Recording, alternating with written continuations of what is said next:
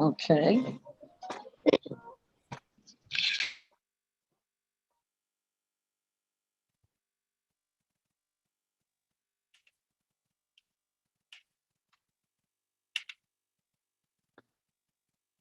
Okay.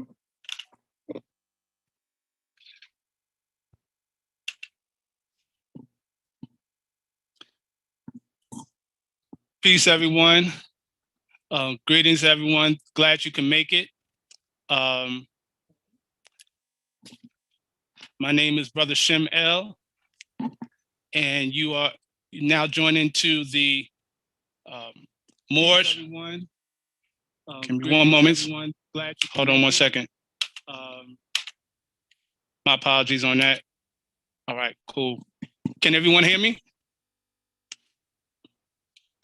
Just want to make sure I'm heard. If you can type in the chat. Yeah.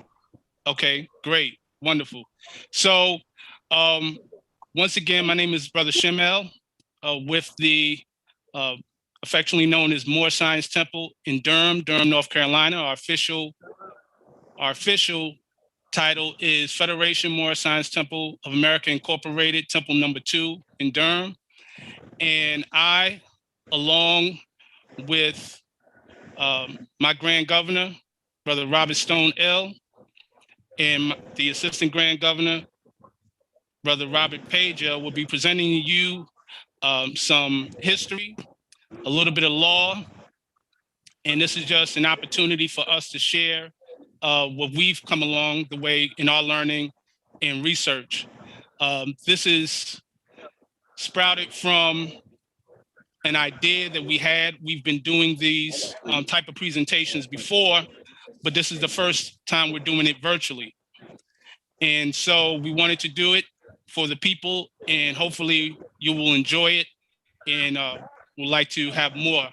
So, of course, this is a free event. Everyone is welcome to join in.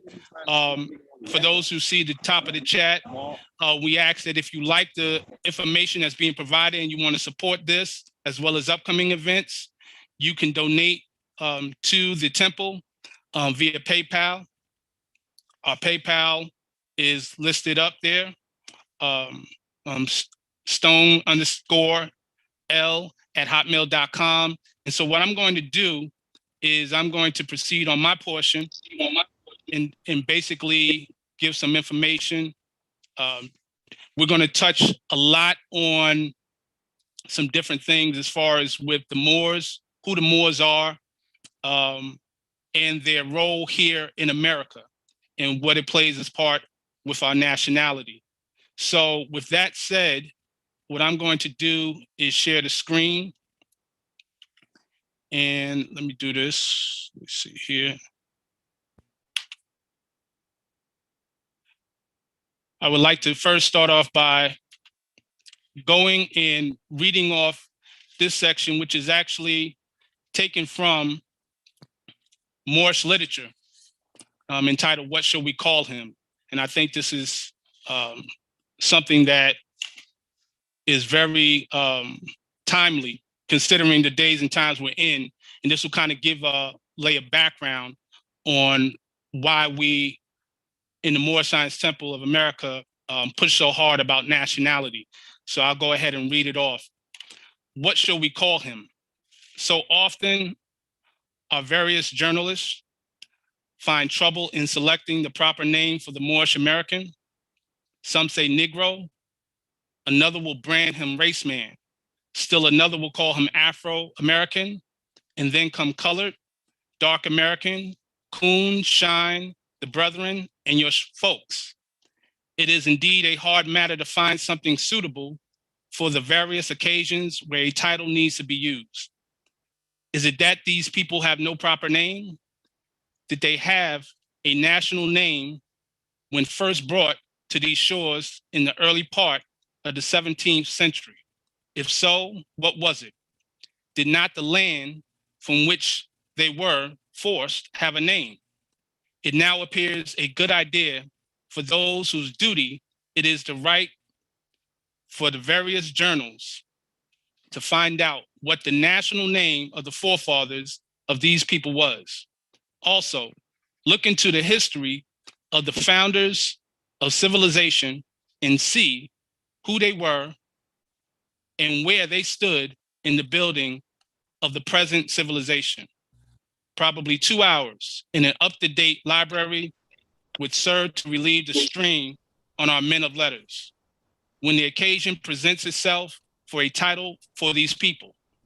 The matter of the various names given to these 22 million people with all colors of every race of the globe was an act of European psychology. They gave him a name, then defined it as something inferior to theirs. White, they define as a color of purity. Black, they say, represents everything of evil. The Negro, as they were called in this nation, have no nation to which they might look with pride. Their history starts with the close of the Civil War, or more properly, with his being forced to serve someone else. Thus, he is separated from the illustrious history of his forefathers, who were the founders of the first civilization of the old world. This matter should be looked into with a hope of correcting. Prophet Ali. So this will kind of set the stage on what we are looking to speak on. And what I also would like to do is also let you know who we will be touching on as far as reference. We'll be using some references of academia. I will start off by giving showing a video of a professor by the name of Jose Pimenta Bay. And what I like to do here is provide this. Jose Pimenta Bay, Dr. Jose Pimenta Bay is the author of this book here entitled Othello's Children in the New World, Moorish History and Identity in the African-American Experience. He is also known for working with the late, great Dr. Ivan Van Sertima, who put together a book that many of you may know entitled Golden Age of the Moors.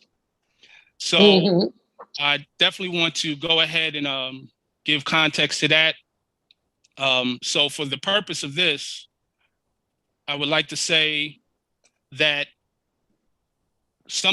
many of you here on this who joined in are Ills and Bays. So a lot of this history you may know.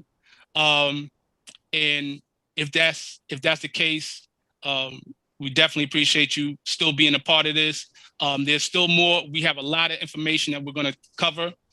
But I know that there's some people who are totally new to this and they have no idea, who the Moors are and things. So this will be sort of introductory, as well as giving some new information that for those who are more learned in this history. So with that, I'm going to go here and take us into, let me go ahead here. This is taken from, give me one moment. So I can go ahead. And I'd like to ask everyone, if you are not muted, to please mute. To mute. Okay, I'm muted. Okay, give me one moment. Check here. See here.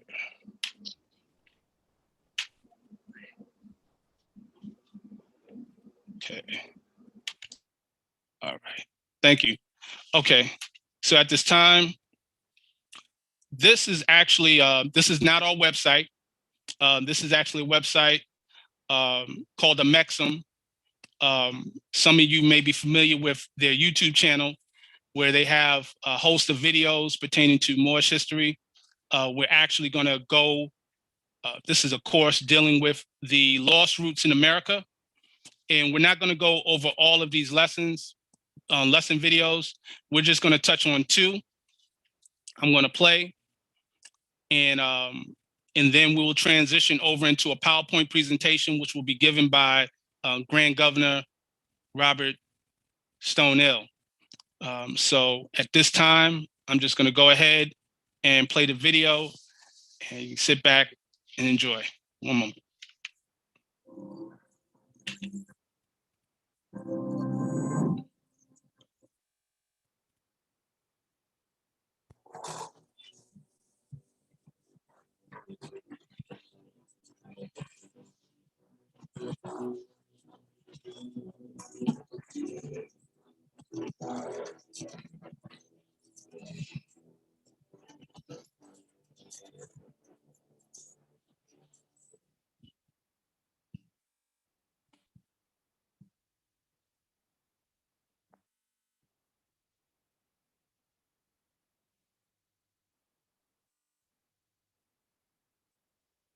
People have been traveling for longest, and whether you look at the different explorers, I'm forgetting his name, Thor Heyerdahl, who built a papyrus or reed boat.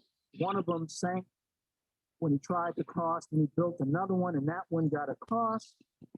And then other people like Michael Bradley, I think his book was called Dawn Voyage. Michael Bradley is a Canadian anthropologist who also writes about all the evidence of this contact between Africans and Native Americans.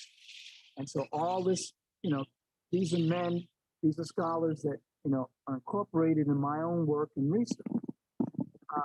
But the beauty of it, again, to make the point about the connection to Moorish science, no other mainstream organization of African Americans was discussing it. None. So the Moorish Science Temple is the only organization that has this as part of the official literature in the 1920s, right? So the work that von Futenau was discussing, von Futenau doesn't put his work out until later. Von Futenau's earliest publications with regard to this, I think, are in the 60s and 70s. Leo Wiener, who was at Harvard, did talk about this in the 1920s, but it wasn't mainstream. It's just this lone Harvard scholar who's saying there was a connection between the Africans and the Americas before Columbus. Barry Fell is not writing about this until the 1970s, and others that are out there. Noble Drew Ali is putting this information out about the pre-Columbian African presence in the freaking 1920s. Come on, right? And the man doesn't get any credit. This is what is insane. Afrocentric scholars should be, in my estimation, really honoring this brother, even if they're not a part of the movement. Say, look, I may not be part of the movement for whatever reason, but I'm here to tell you, this brother was the real deal as far as how did he know this? And not only how did he know it, but how honorable it is that he then took that information and put it out there for the people to have. So you could walk into a Moorish science temple and gain knowledge of this. Now, there were other references to it. I think Martin Delaney, who was also known as a prominent figure in quote-unquote Black nationalism or Black nationalist history in the United States, he also recognized, Martin Delaney also recognized that there was an African presence in the pre-Columbian America.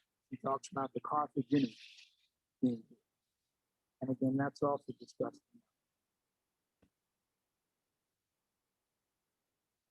And then if you look at what is happening more recently, turn on the History Channel.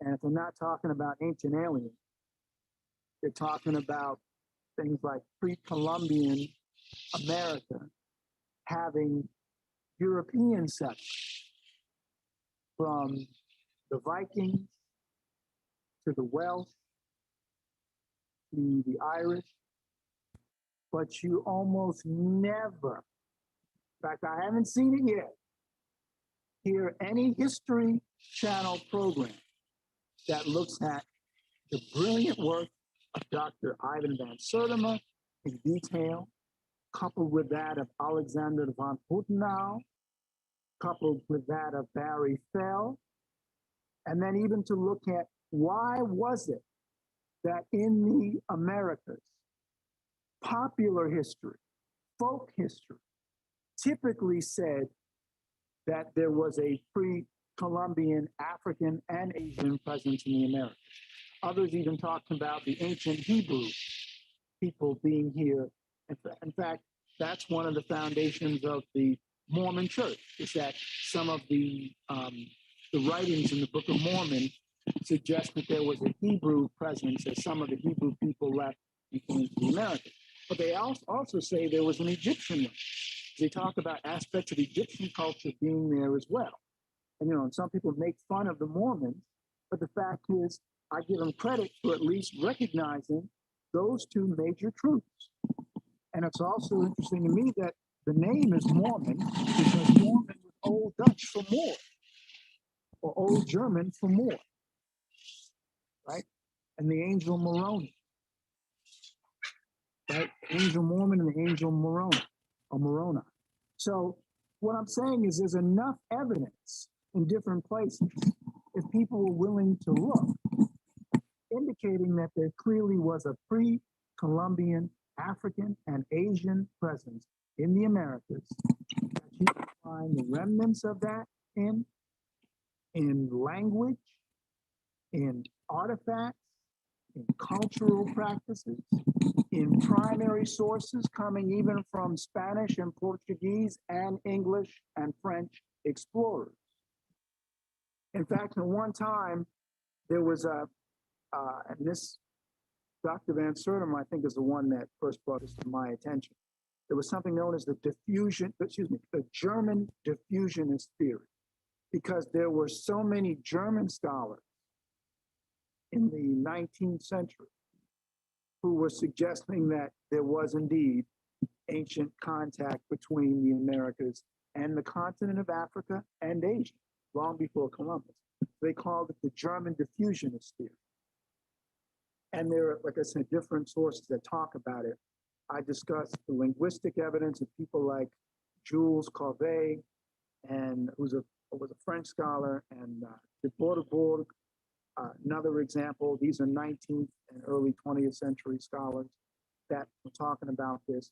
A book by John McIntosh called The Origin of North American Indians, I think is what it was called, written in the 19th century, the middle of the 19th century, 1850s, which also talks about these connections between the Native Americans and the peoples of Asia. Now, he actually tries to negate that there's any Hamitic connection, but he does assert that there may or was Carthaginian connection, right? But Carthage is in North Africa, although Carthage has Phoenician links too, right, to what is now Lebanon.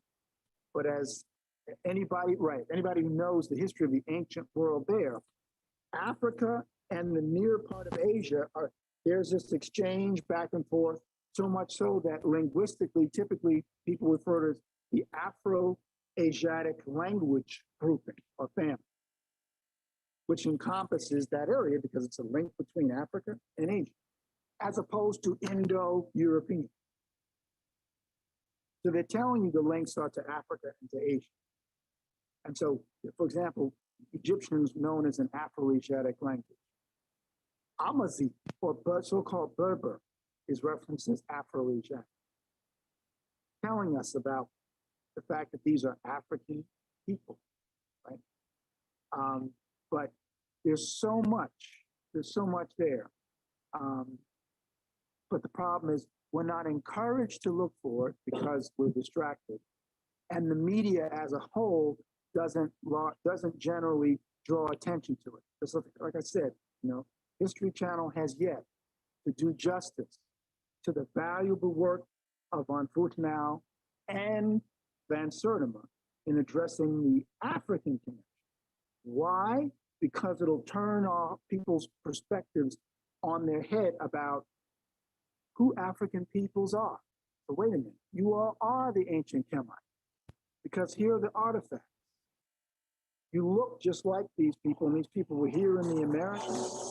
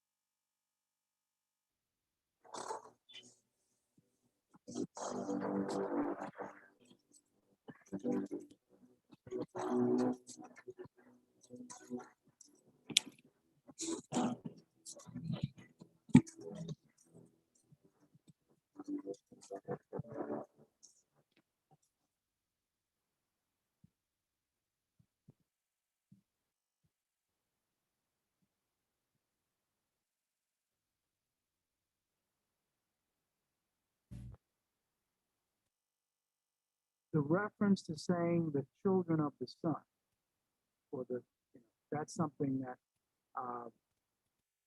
ironically, in the 80s and 90s, that was used in a lot of Africa-centered or Afrocentric circles. We are the children of the sun. But what was so revealing is that even David McRitchie, who was a Scottish historian, talked about the same idea, that the Africans and the indigenous peoples of the Americas were also known as the children of the sun. So the sun holds this prominent place in those two areas.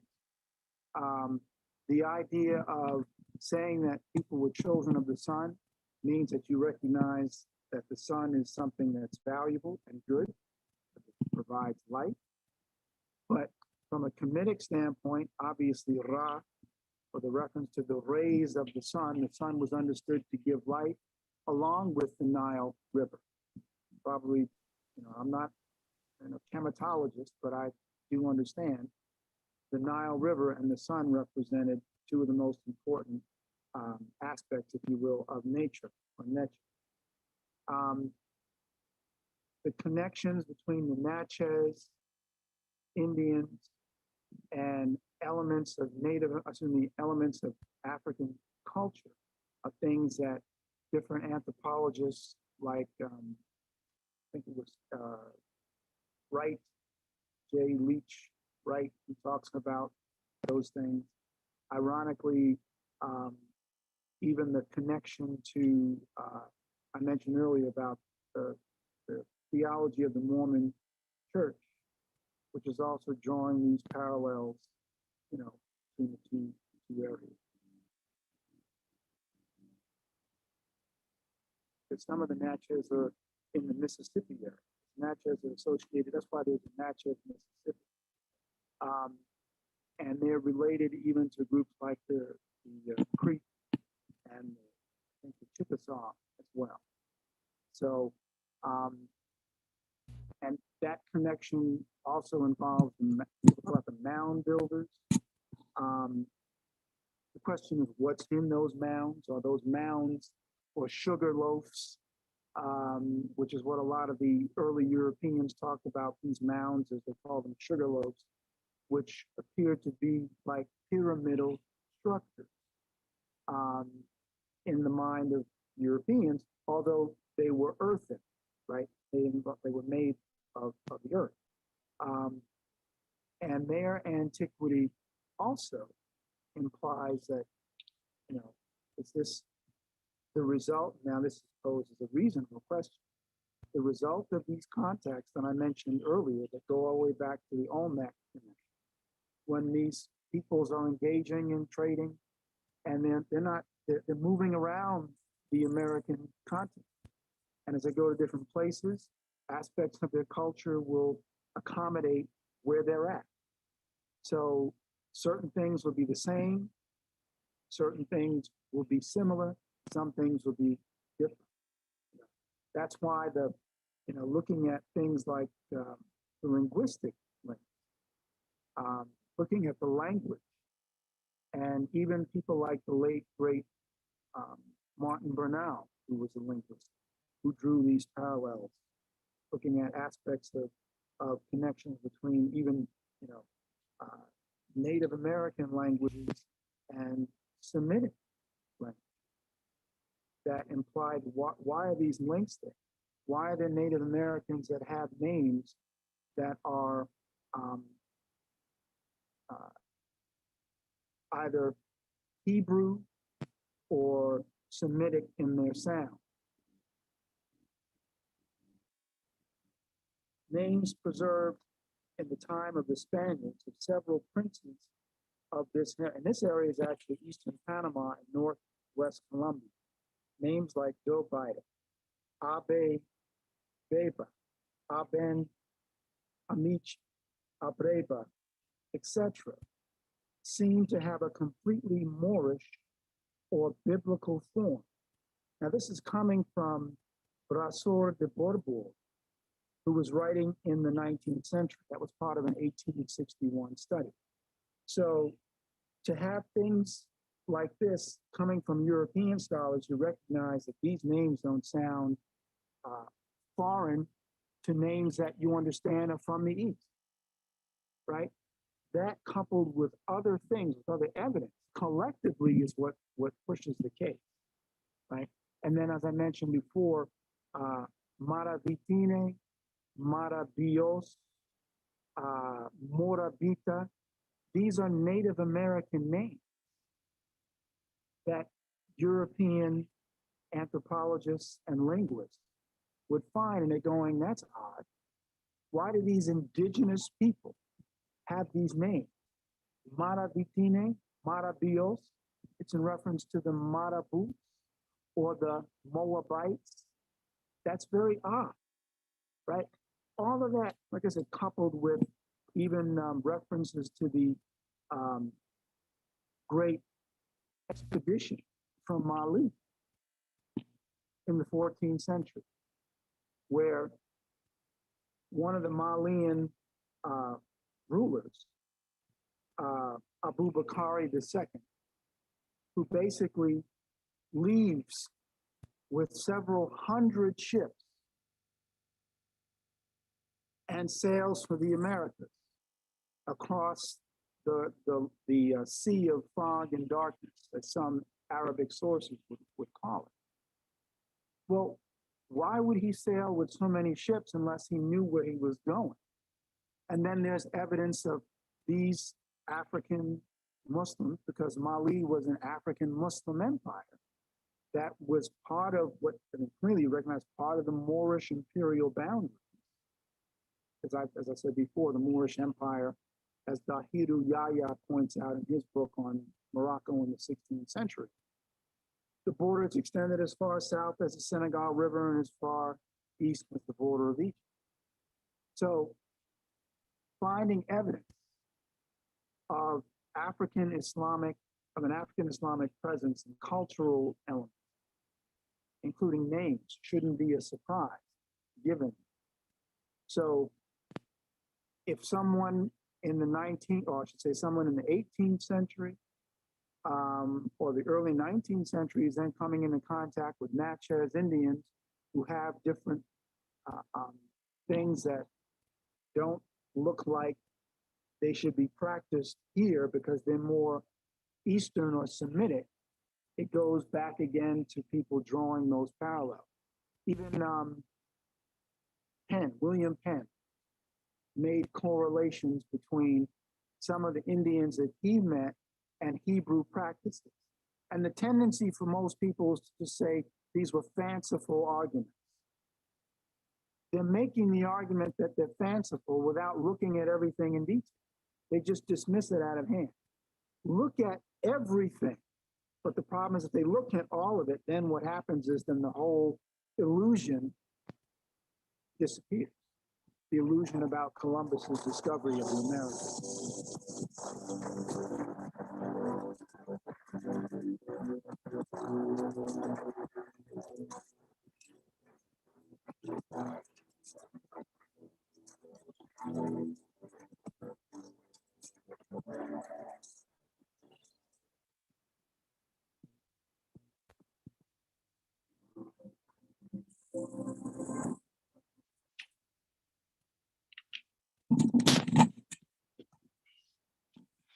Okay, that was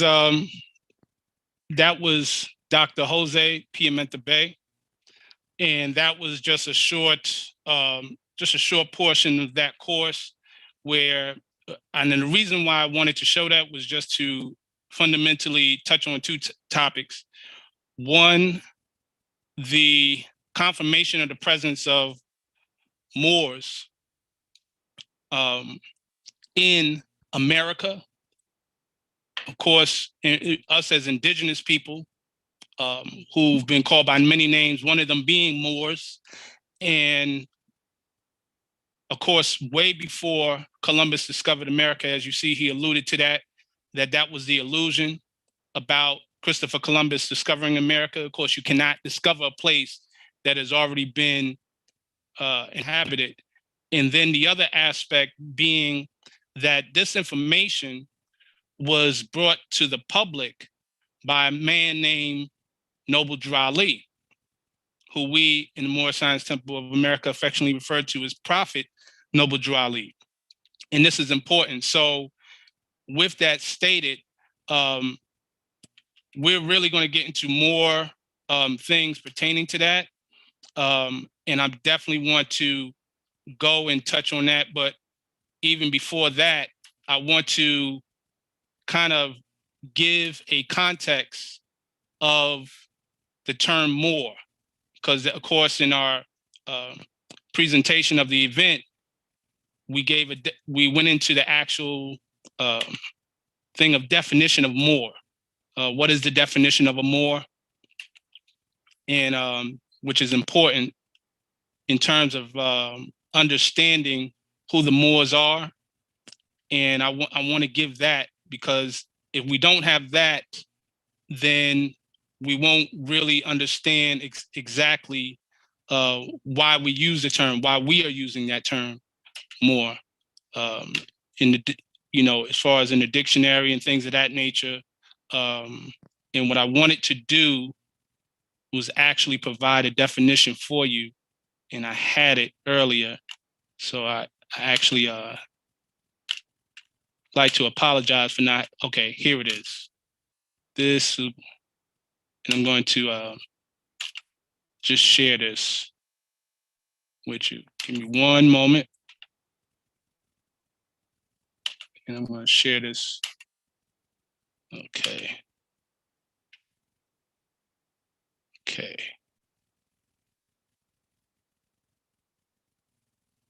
All right. Give me one moment. I'm going to share this information. Let's share the screen with you.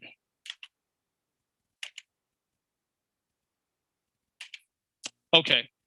So this is actually from an old definition of a dictionary. So of course it says Moor, and you have various spellings.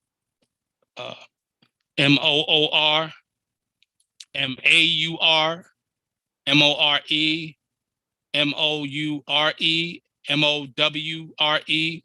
And it goes on. Of course, we know that there are those who use it, the spelling of M-U-U-R.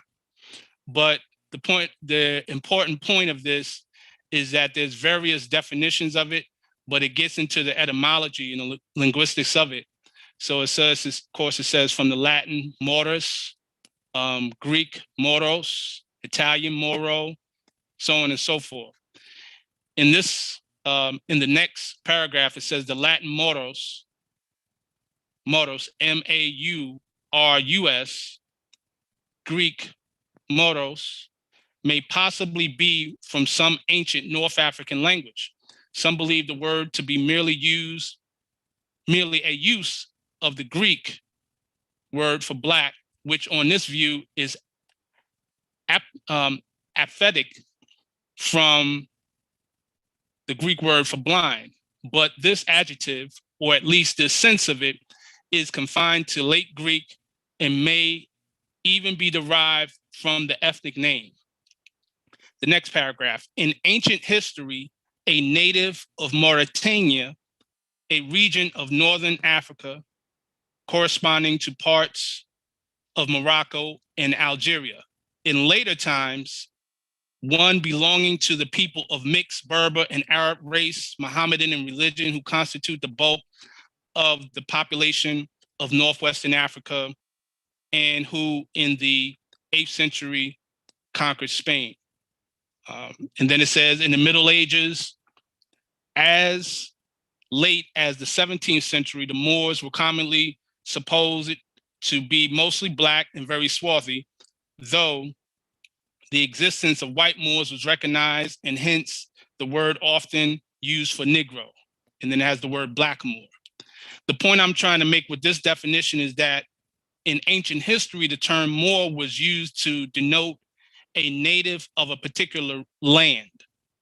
So that ties back to what was said in the article, What Shall We Call Him, where it speaks about, that the word Negro, black, colored, these names do not tie you to a landmass. Thus, it does not tie you to a nationality. All right. And we're going to get further into it with our presentation provided by the Grand Governor in reference to why that is so. So, and we will also, by the way, open up some time for people to ask questions. For those of you who are on the Zoom meeting, you can type in your questions in the chat. And again, we do thank you for being able to participate and take time. And without further ado, I'm going to go ahead and open up the floor to the Grand Governor, Brother Robert Stonell, to give his presentation. Praise Allah, Islam. Peace. Greetings to everyone. I rise and give all eternal praise to the great God of the universe for allowing us to be here today. And I give honors to his holy and divine prophet, Noble Jew Ali, who brought us this great light that we have today, brought us out of darkness into the marvelous light. And I give honors to the brother Nazarite, who paved the way for our founders. John the Harbinger paved the way for Jesus, giving honors to the Honorable Marcus Mosaic Garvey. And I give honors to the Chief Supreme Grand Resurrection, Timothy Dingle Ill, hyphenated Noble Jew Ali, in this day and time, to his other half, Mother Wisdom, Mother Ruth, Mother Louise Dingle Ill. Special honors to all their children, grandchildren. Special honors to the Chief Supreme Grand National Secretary, Diane Dingle Ill. May Allah be pleased with her. And I honor the Mo man for placing his hands and his trust in my Grand Chief, Supreme Grand Governor Jerome Grand Bay, Divine Minister of the Gospel, who also sends his greetings to everyone. And I give high honors to all Grand Sheiks, Grand Sheikesses, Sheiks and Sheikesses, Resurrectors, Ills, Bays, Muslims, Buddhists, Confucianists, Christians, all people, all hail, Islam, peace. I'd like to share with you today, as Sheikh Brother Shamil was speaking and showing us the great video from Jose Pimienta Bay, Professor Dr. Jose Pimienta Bay, Brother Pimienta Bay, a great historian. I think I got introduced to his works through Ivan Van Sertima. Professor Van Sertima was one of my teachers. I was blessed to study under him. And the course was the Pre-Columbian presence in America. And as Brother Pimienta Bay demonstrated, Van Sertima's work is very crucial, along with other historians that he worked with around the same time. One he mentioned was Dr. Barry Fell. Recommend Moors look into Dr. Barry Fell, his books. One of them is called Saga America. You're going to see that term saga used with the indigenous people. And one of the terms for the Moors who were here before Columbus, and also when the Europeans came, is saga Moor. And so that's a term that you're going to see a lot in your research.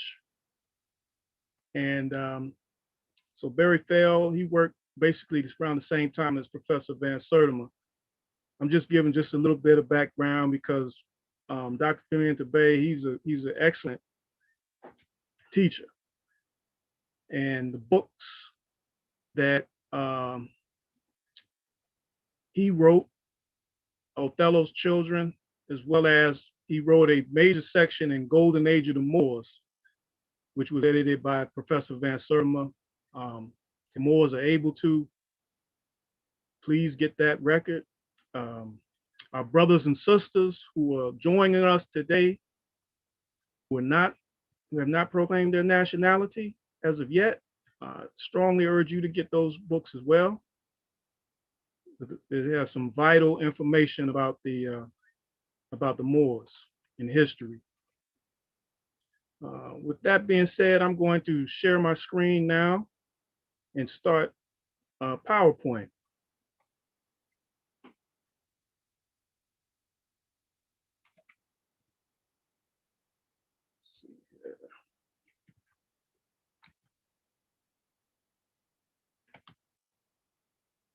All right, let me go to the beginning of this.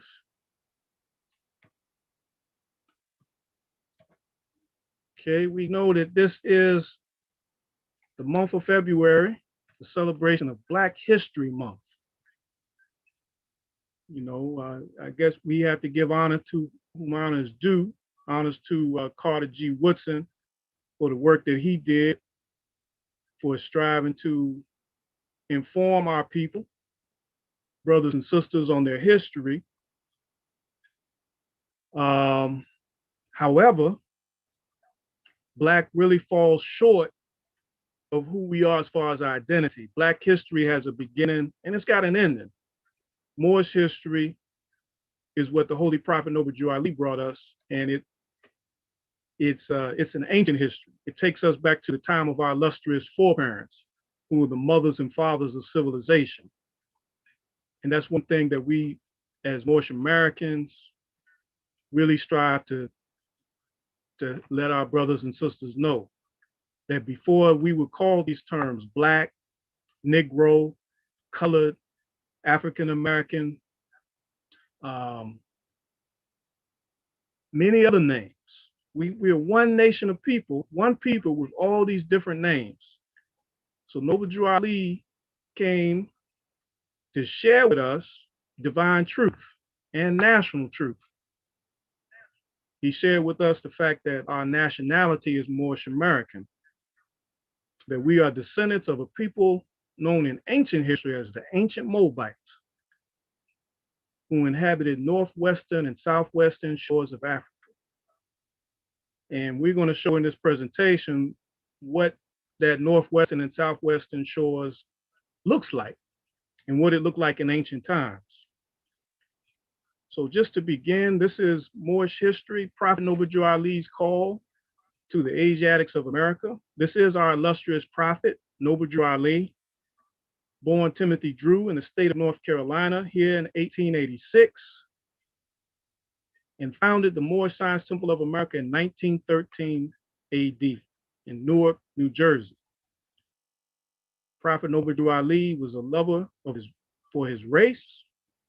He stressed race pride, Islam.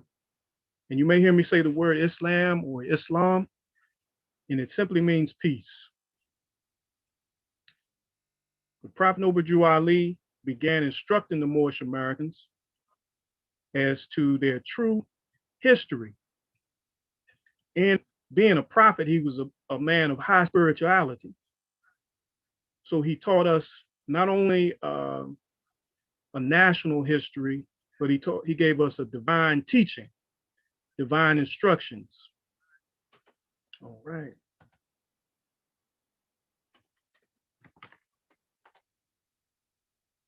So the call that Noble Drew Ali made was, "Come all ye Asiatic of America and hear the truth about your nationality and birthrights, because you are not Negroes.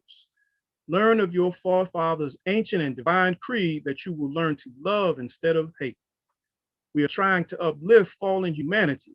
Come and link yourselves with the families of nations. We honor all the true and divine prophets." This is from the Holy Koran of the Moorish Science Temple of America, chapter 48, verses 10 and 11. Now, the time when Noble Drew Ali came, 1913 on up into the 1920s, that was a term you heard a lot, Negro. The Honorable Marcus Mosiah Garvey came in 1914 and from Jamaica, and he arrived in New York City in 1917, founded the UNIA, the Universal Negro Improvement Association, and African Communities League. And so Marcus Garvey at that time, he used the term that our people were in.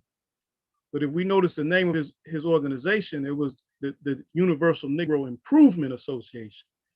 And there were certain statements and teachings that Marcus Garvey gave that really paved way for the Prophet Noble Drew Ali. That's why we refer to Marcus Garvey as the harbinger, or the one who paves the way for the true and divine prophet who was to come, which was Noble Drew Ali. And Noble Drew Ali honored Marcus Garvey, Islam. But we'll learn, you're going to see some more about these names, this Negro. Why do we stress that? Why did the Prophet Noble Drew Ali stress that? We'll get into that as we proceed. This is our foundation teachings within the Moorish Science Temple of America, the Quran questions for Moorish Americans. And in this booklet, there are 101 questions and answers, which really form the foundation, like I said, of our teachings. In the Quran questionnaire, Prophet Noble Drew Ali asked these specific questions. Questions number 13, what is your nationality? Moorish American. Why are we Moorish Americans? Because we are descendants of Moroccans and born in America. It goes on to say that we are the ancient Moabites, whose modern name is Moroccan.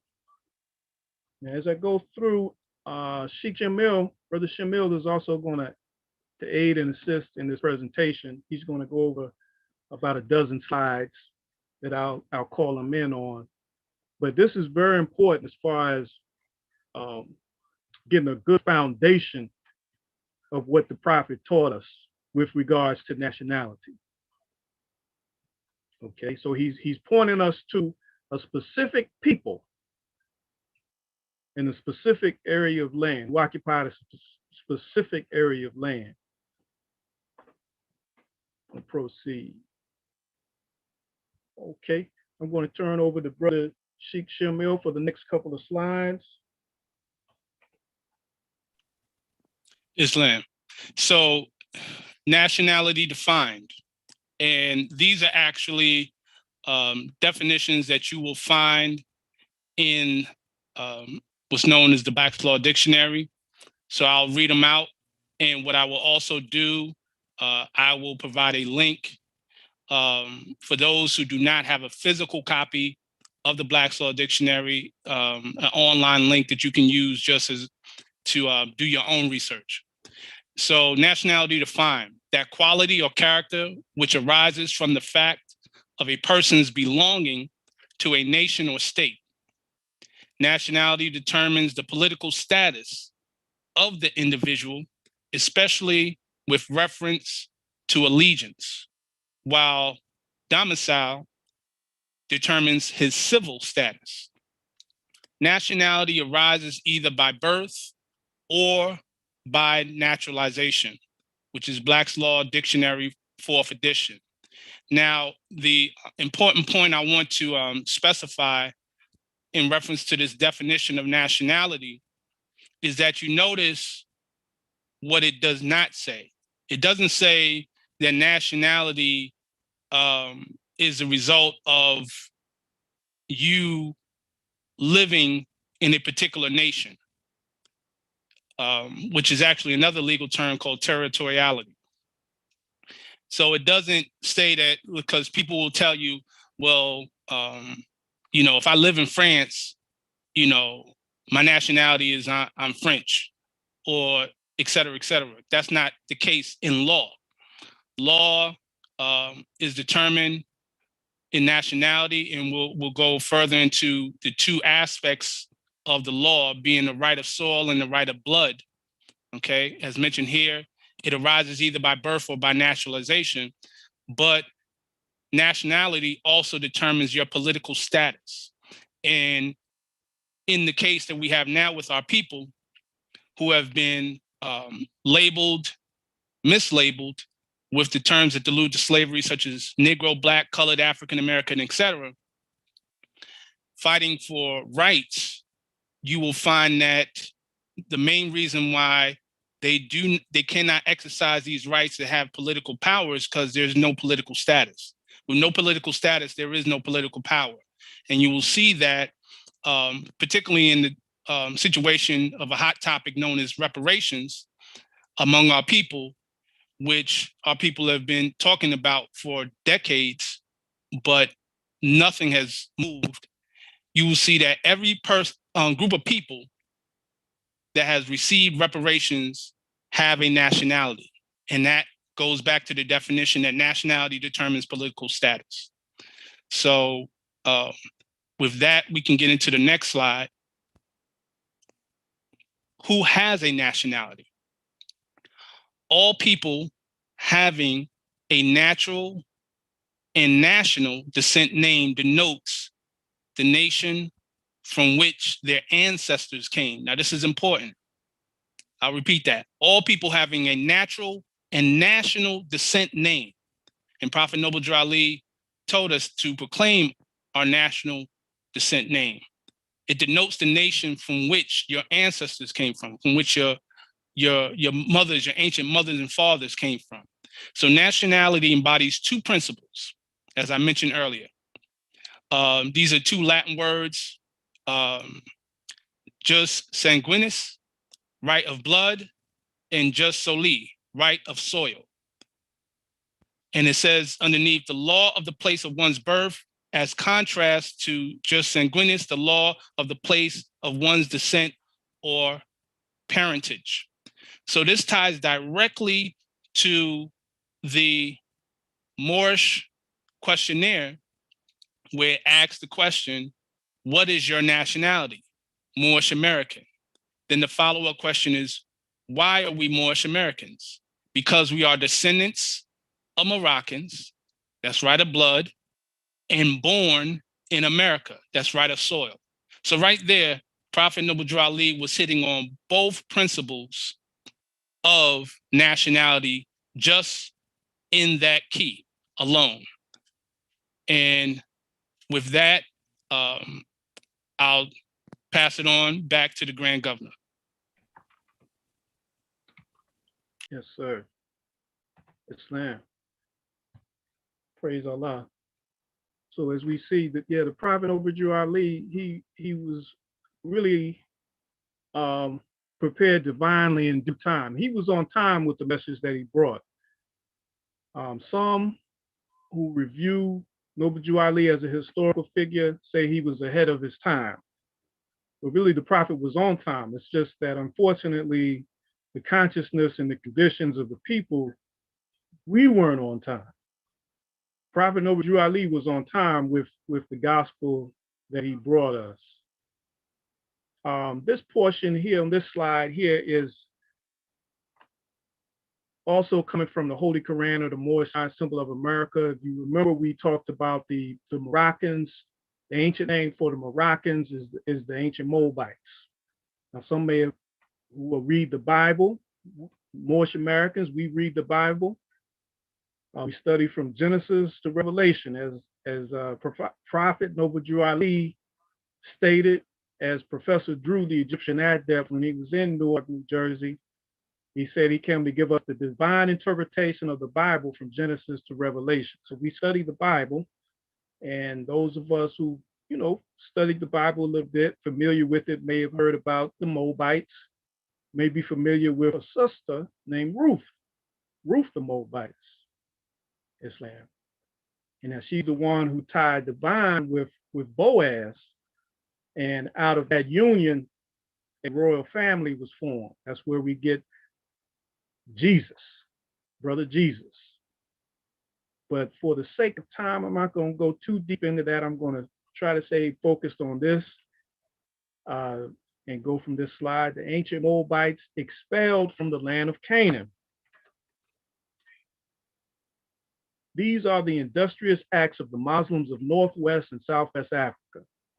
These are the Moabites, Hamathites, Canaanites, who were driven out of the land of Canaan by Joshua and received permission from pharaohs of Egypt to settle in that portion of Egypt. In later years, they formed themselves kingdoms. These kingdoms are called this day Morocco, Algiers, Tunis, Tripoli, etc. This is, like I said, it's from the Holy Koran, or the Moorish symbol of America, page 3. So when the Prophet said that, that really sent a lot of Moors on a journey to study, to see, okay, what is Noble Ali showing us here? Did this happen? Are there any other references to this happening? I give one reference below, but there are others as well. This is from a book called Ancient Sketch of the Negro, which was written in the 1920s, which is significant too, because a couple of the references that I'm going to refer to are from the 1920s from Asiatics. Now, from Asiatics, I mean so-called Black people. Asiatic is our race, because we inhabited the whole world. The whole world was Asia at one time. And we came from Asia and went to the land of Canaan and traveled throughout the world. We received permission, as we'll get into later on in a further chapter, from the great pharaohs of Egypt. But I'm just going to read this portion here as reference. Joshua extirpated great numbers and obliged the rest to fly, some of them into Africa. Procopius says, they retreated into Egypt, but advanced into Africa, where they built many cities and spread themselves over these vast regions. In the time of Athanasius, 296. The Africans still said they were descended from the Canaanites, and when asked their origin, they answered Canaan. So this statement that the Prophet Noble Ali put very succinctly, he just gave it to us all at once. On page 3 in the Holy Koran, when we open up the book, he gives us this paragraph which has this powerful history in it. And it's up to us. One of the things the Prophet Noble Ali told the Moorish Americans to do was to investigate, even the Prophet, to investigate the Prophet, investigate his works. He didn't want the Moors to be what we call it in our Holy Koran, chapter 11, a certain figure named Barato Arabo, just believing what other people say. Noble Drew Ali said, man knows not by being told. In order for man to truly know, he must be that which he knows. So research is a big part in this movement. I give honor to all the Moors for all their great research, because we learn from each other. I give honor to all Asiatics as well. Now, Dr. Pimienta Bay spoke about the Almoravid. This was a dynasty of Moors that came from a region known today as Senegal. And the people were known as, like, Senegal is a French term, French word. The people, they called themselves, they was called the Zenica.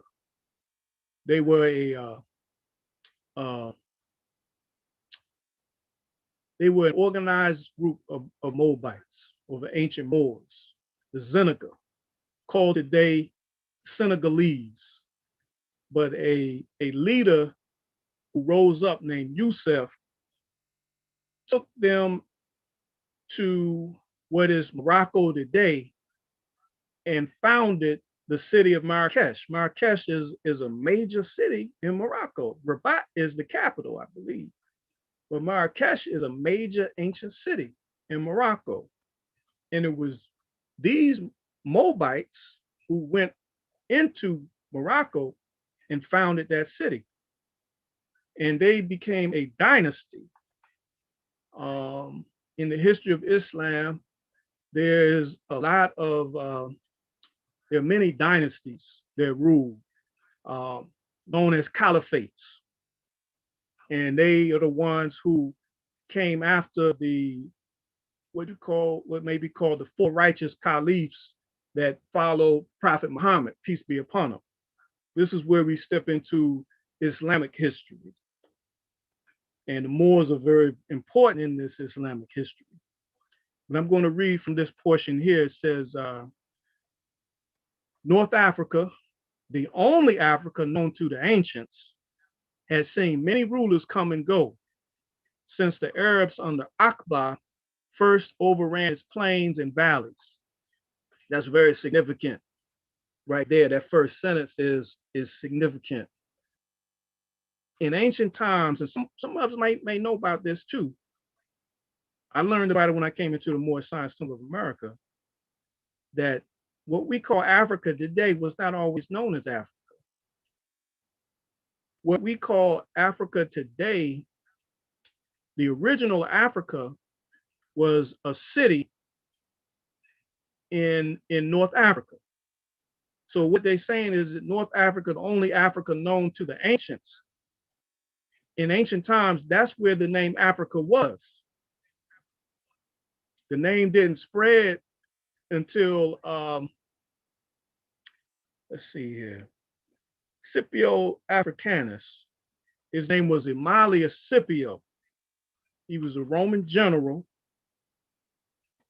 And being, I'm using that term Roman, but under that Roman, there were many nationalities under Rome.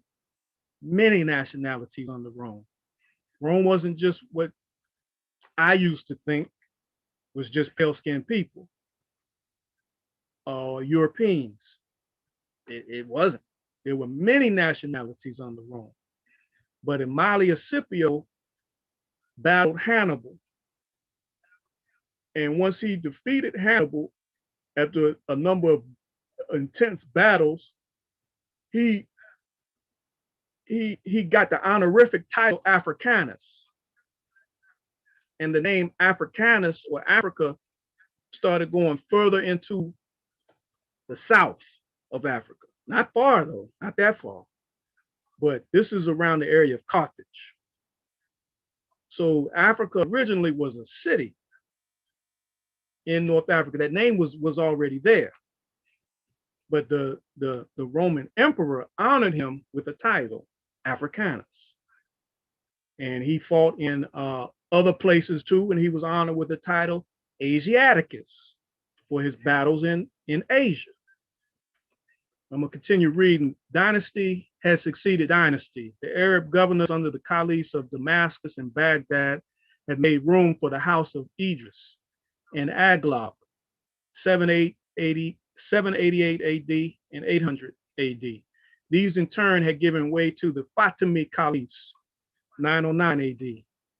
When these schismatics removed their seat of power from their newly founded capital of Mahdia to their final metropolis of Cairo in 968, their Western empire speedily split up into several princedoms of the Zairis of Tunis, the Beni Hamad of Tilasan, and other minor governments.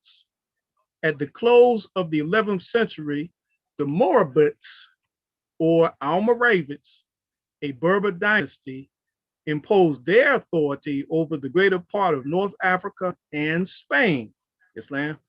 So here's where we get the Almoravid dynasty going into Spain. These were Moors. The Moors occupied Spain for 800 years.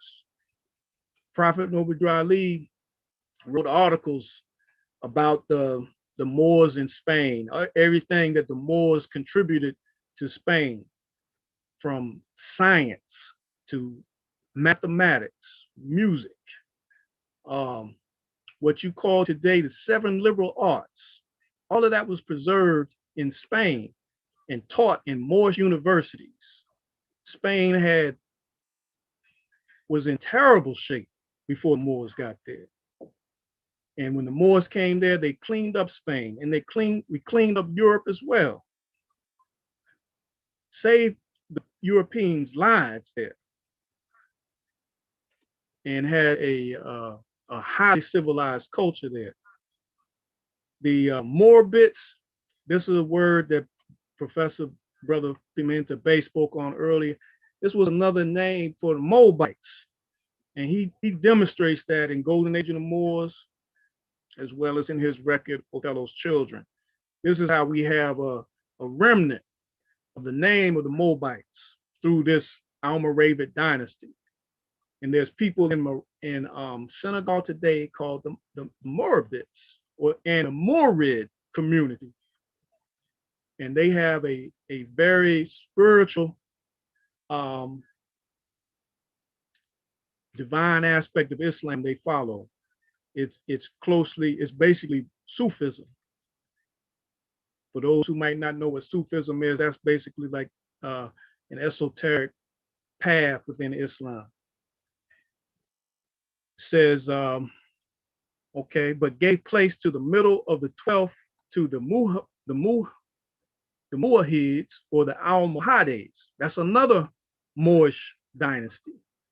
The Almohades, they was called the Unitarians. Stressed the unity of Allah, or God, whose rule extended from the Atlantic to Tunis and endured for over 100 years. On the ruins of their vast empire, 3 separate and long-lived dynasties sprang up. The Beni Hafs in Tunis, 1228 to 1534 AD. The Beni Ziyan in Central Maghreb, 1235 to 1400. So they had a long succession of dynasties and Moorish rule that extended from this Almoravid and Almohade dynasties. Okay.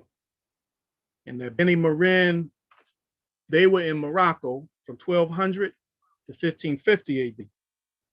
To complete the chronology, it may be added that these were succeeded in the 16th century by the Corsair Pashas, afterwards Deys, D-E-Y, of Algiers, the Turkish Pashas, or Beys, of Tunis, and the Sharifs, or emperors, of Morocco. The last still continue to reign, but the Deys of Algiers have given place to the French, and the Bey of Tunis is under French tutelage. This is when later in, France became a protectorate of many of those kingdoms that the prophet spoke about on page 3 in the Holy Koran of the Moorish sign symbol of America. But here you're seeing the names of the Beys, Islam. The prophet brought us, he's the uniting of the Moorish sign symbol of America. He united us here, the Asiatics in America, and he adopted us, Islam, into his system. His system is the Moorish sign symbol of America. We were adopted and proclaimed our nationality as Moorish American, and we received the name of Bey or Il. And some Moors here in America, you know, familiar with that day, DEY demonstration as well. But that focused more so on Algiers. But that was still one of the kingdoms that the Moabites, Canaanites, Hamathites had founded on their way out of the land of Canaan when they were expelled by Joshua. Okay. Regarding Moroccan power and authority, this is from a record, I think it's diplomatic relations between the United States and the Barbary powers. It demonstrates that although Morocco was only the second in rank among the Barbary states, because those states competed, just like we read before about the Pashas and the Deys and the Beys, they competed for power.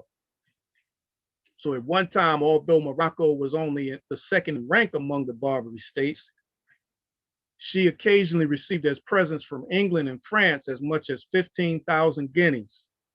The Spanish government also contributed lavishly to this power. Likewise, the Dutch. And an English official in Morocco in 1788 wrote that we are all tributary to the Emperor of Morocco, Islam. Later on, we'll see about the Moroccan Treaty. And I think some of the Moors may have seen from their own research and maybe from the works of the historian Hakim Bey.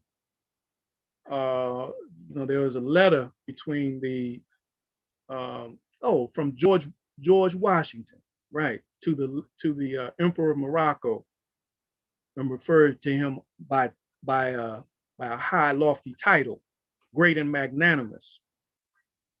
So another thing to keep in mind too is that word Barbary. Barbary usually refers to North Africa. The Barbary states are those kingdoms which became later countries, governments. Barbary, the word Barbary and the word Berber, they connected. We'll get into that too shortly. Islam. Now, also regarding Moroccan Empire here, the protectorate, the Kingdom of Morocco is now a protectorate of European powers. That's when France came and became a protectorate of Morocco, basically saying that France would defend Morocco. But when that happened, that's when we saw the weakness of the Moroccan Empire, the weakness of the Sultan. Weakness is what I'm saying as far as military might, being able to defend itself. And later on in time, you see that the title Sultan gave way to a king in Morocco. And it says here, the Kingdom of Morocco is now a protectorate of European powers, but the responsibility is unequally divided. The diminished territory of the ancient empire of the farthest west, El Maghrib, Al Aqsa, has been divided by foreign intervention into 3 distinct zones. The first is Tangier, which comprises the town of that name, facing Spain across the Straits of Gibraltar. Gibraltar is named after Jibril Tariq, who led the Moorish forces into Spain. It's very close between Morocco and Spain, and a small area of the peninsula providing the environs of the town. Tangier was for centuries the place of approach the only possible entrance to the country, and until recently, the diplomatic and consular representatives of foreign countries were stationed at this city, conducting their relations with the Maxian or Moorish government through a minister or Khalifa of the Sultan. So here we learn the Al-Maxian as a title of the Moorish government, Islam and Morocco. And you see that empire, the farthest west, Mauritania, as the Sheikh Shamil demonstrated earlier, is a very important term, a very important place, country. One time Mauritania was larger than what it is today. But when we also use the term Moor, we are also referring to the people of the far, far west. And that has other implications as far as the extent of where the Moors inhabited. Okay, as I spoke earlier about the Barbary, this is origin of the Barbary states. This is from, I think, the book Atlantis and the Antediluvian World by Ignatius Donnelly. Previous slides, I think, was Stanley Lane Poole, the story of the Moors after Spain, and the Moors in Spain. But speaking of the Barbary states, these authors further say, on the northern coast of Africa, between the Mediterranean and the Great Desert, including Morocco, Algiers, Tunis, Tripoli, and Benghazi. So here we see again these same names of kingdoms that the prophet mentioned on page 3. So these must be important. They are important. There's a continuous system of highlands which have been included under the general term Atlas, anciently Atlantis, now the Barbary states. Islam. So what the author's showing is that what we call the Barbary states was included in a term Atlas and anciently Atlantis. We're going to get more into that too. But this is stressed just to show that when we come to that term Atlantis, we're not talking about a mythical place that Europeans have really messed up the history on Atlantis with how they present it in movies and motion pictures and the like. But Atlantis was a real demonstration. And Atlas, we'll get into that name too, because Atlas is the foundation of Atlantis. Okay. All right, Barbary, we encounter a group of races subdivided into many tribes of various shades, now spread over a vast area, but which formerly had its principal and perhaps aboriginal abode along the mountain slopes of Atlas. There's a mountain range that goes from Morocco today to America today that goes underwater. It's a mountain range that starts in Morocco, and then it continues off the coast of West Africa through the Atlantic Ocean and goes under the water. So there's some reference there to, something happened to bring this mountain chain underwater. The real name of the Berbers is Mazig. Islam. That's going to be important too, because the name Berber is going to be used on the Moors. But this record here is showing you what the real name of the Berbers is, Mazurg, with the article prefixed or suffix T Amazurg or Amazurg T, meaning free, dominant, or noble race. So here we have, our prophet is Noble Drew Ali. Islam. We have every reason to believe the Berbers existed in the remotest times with all their essential moral and physical peculiarities. They existed in the time of Menes in the same condition in which they were discovered by Phoenician navigators. Phoenicia is another name for the Moabites. So here we have these different segments of the ancient Moabites. You got the Phoenician navigators, and you got these people called the Mazur, who have been misnomed Berbers. Previously to the foundation of Carthage, they are an indomitable, nomadic people who, since the introduction of camels, have penetrated in considerable numbers into the desert, even as far as Nigritia. Now, Nigritia is a term they use for where they saw the people with dark olive. And this is more of the European doing, divide and conquer, you know.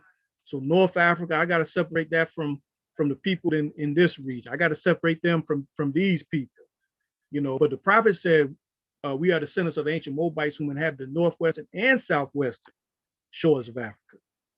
So this division is nothing but a play, a tactic of European psychology. All right. Herodotus tells us that there was a nation of Libyans called the Maxians who claimed descent from the people of Troy. The walls of Troy, we shall see, were built by Poseidon. That is to say, Troy was an Atlantean colony. So like I said, Atlantis is going to come up, and these names are going to be important to know. Poseidon was a Greek god.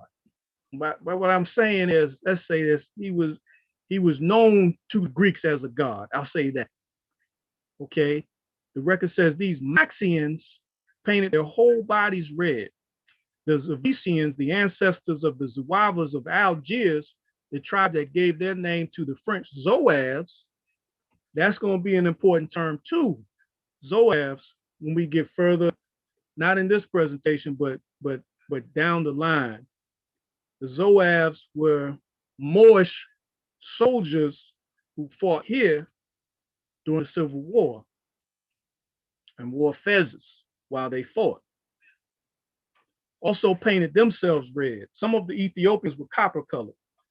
Tyler says the language of the ancient Egyptians, though it cannot be classed in the Semitic family with Hebrew, has important points of correspondence, whether due to the long intercourse between the two races in Egypt or to some deeper ancestral connection. And such analogies also appear in the Berber languages of North Africa. These last were called by the ancients the Atlanteans. This is a map from Dr. Ben's book. I think it's called Black Man of the Nile. But he has in here, it's a map of the empire of the Moors from 700 to 1500. And in Moors, in the grouping of Moors, Dr. Bennett included Africans, Arabs, Persians, and Berbers. He just shows that Moors invaded Spain in 711 under the leadership of Jabral Tariq, an African Muslim of Morocco. It says the African Sultan established control of North Africa. That's Yusuf, that's who we mentioned earlier, who founded the city of Marrakesh with the Almoravid dynasty. It said Moors driven from all parts of Spain except Granada in 1250. So around 1250, you start to see the real decline of Moorish rule in Spain.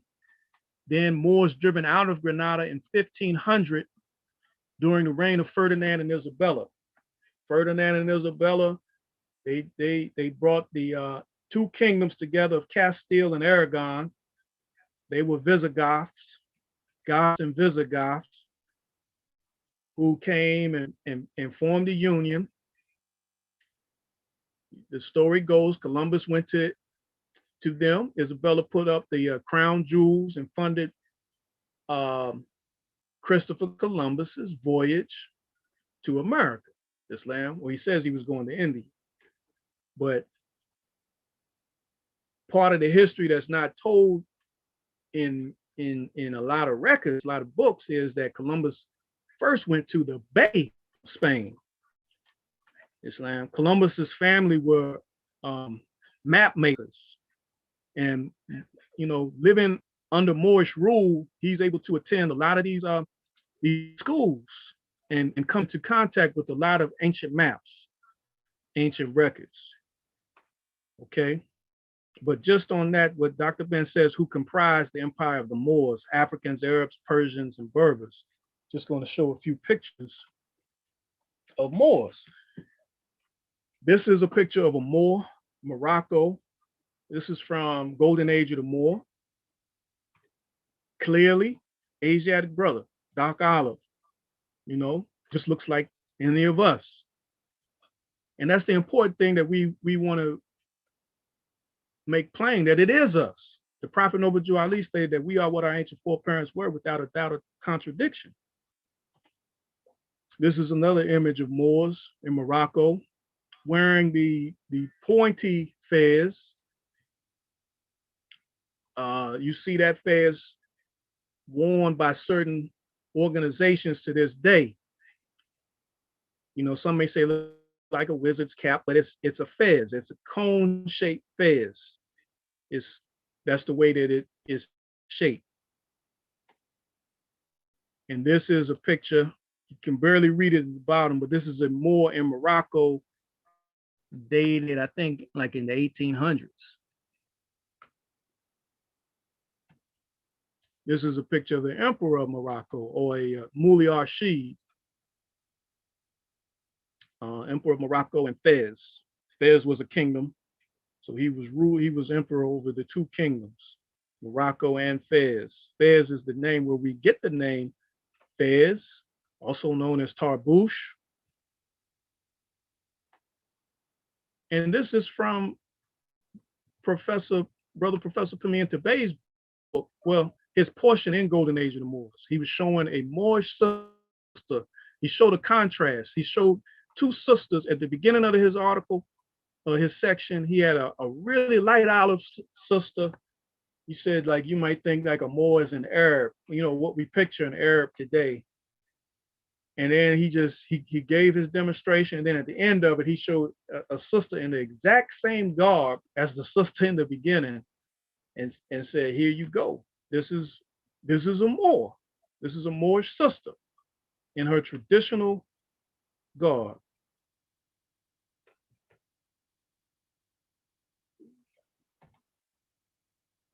And this is a picture of a Persian.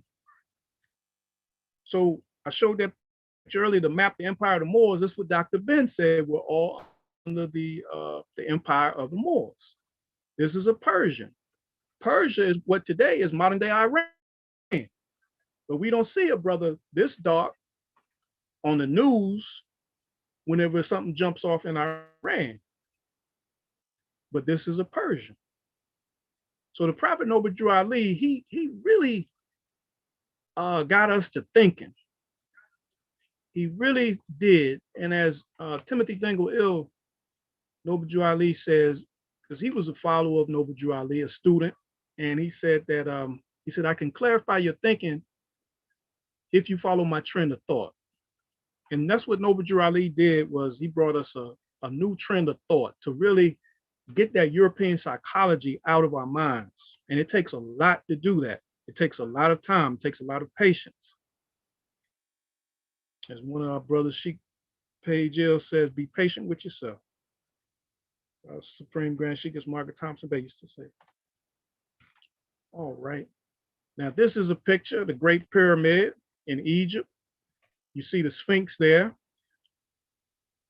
All right. The Great Pyramid is known as that Great Stone Temple. And I'm going to just read just a little bit about the Great Pyramid from the book. Well, excuse me. I'm going to read a little bit about Egypt. from the book Stolen Legacy. Now, in Egypt, there were these ancient sacred schools, and I'm going to read from the book Stolen Legacy. It says, there were mystery schools, or what we would commonly call lodges, in Greece and other lands outside of Egypt, whose work was carried on according to the Osirica, the Grand Lodge of Egypt. Such schools have frequently been referred to as private or philosophic mysteries, and their founders were initiates of the Egyptian mysteries. The Ionian temple at Didyma, the lodge at Euclid and Megara, the lodge of Pythagoras at Crotona, the Orphic temple at Delphi, with the schools of Plato and Aristotle.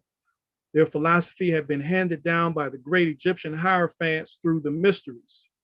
In addition to the control of the mysteries, the Grand Lodge or temple permitted an exchange of visits between the various temples or schools in order to ensure the progress of the brethren in the secret science. They had a system there called the mystery schools. And the reason why I'm bringing that up is because it connects to the Moors. In the book that I'm reading from, Stolen Legacy, on page 39, the author, George G.M. James, states that the Egyptian mysteries and the philosophical schools of Greece were closed by the edicts of Theodosius in the 4th century AD and that of Justinian in the 6th century AD. This is around 529 AD. And as a consequence, intellectual darkness spread over Christian Europe and the Greco-Roman world for 1,000 years, during which time knowledge had disappeared. During the Persian, Greek, and Roman invasion, large numbers of Egyptians fled not only to the desert and mountain regions, but also to the adjacent lands in Africa, Arabia, and Asia Minor, where they lived and secretly developed the teachings which belonged to their mystery system. In the 8th century AD, the Moors, in other words, natives of Mauritania in North Africa, invaded Spain and took with them the Egyptian culture, which they had preserved.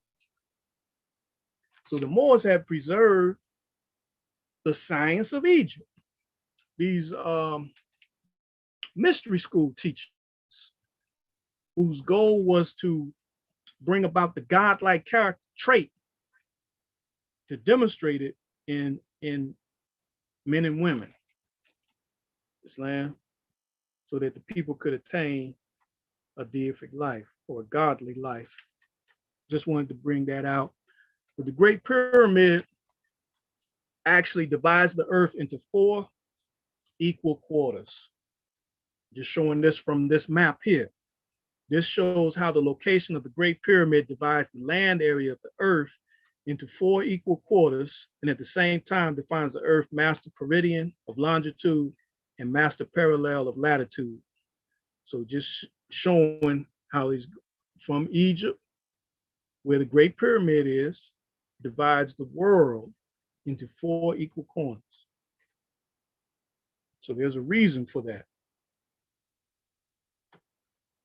This map here is an ancient map from Morocco, which shows in the middle of the ocean a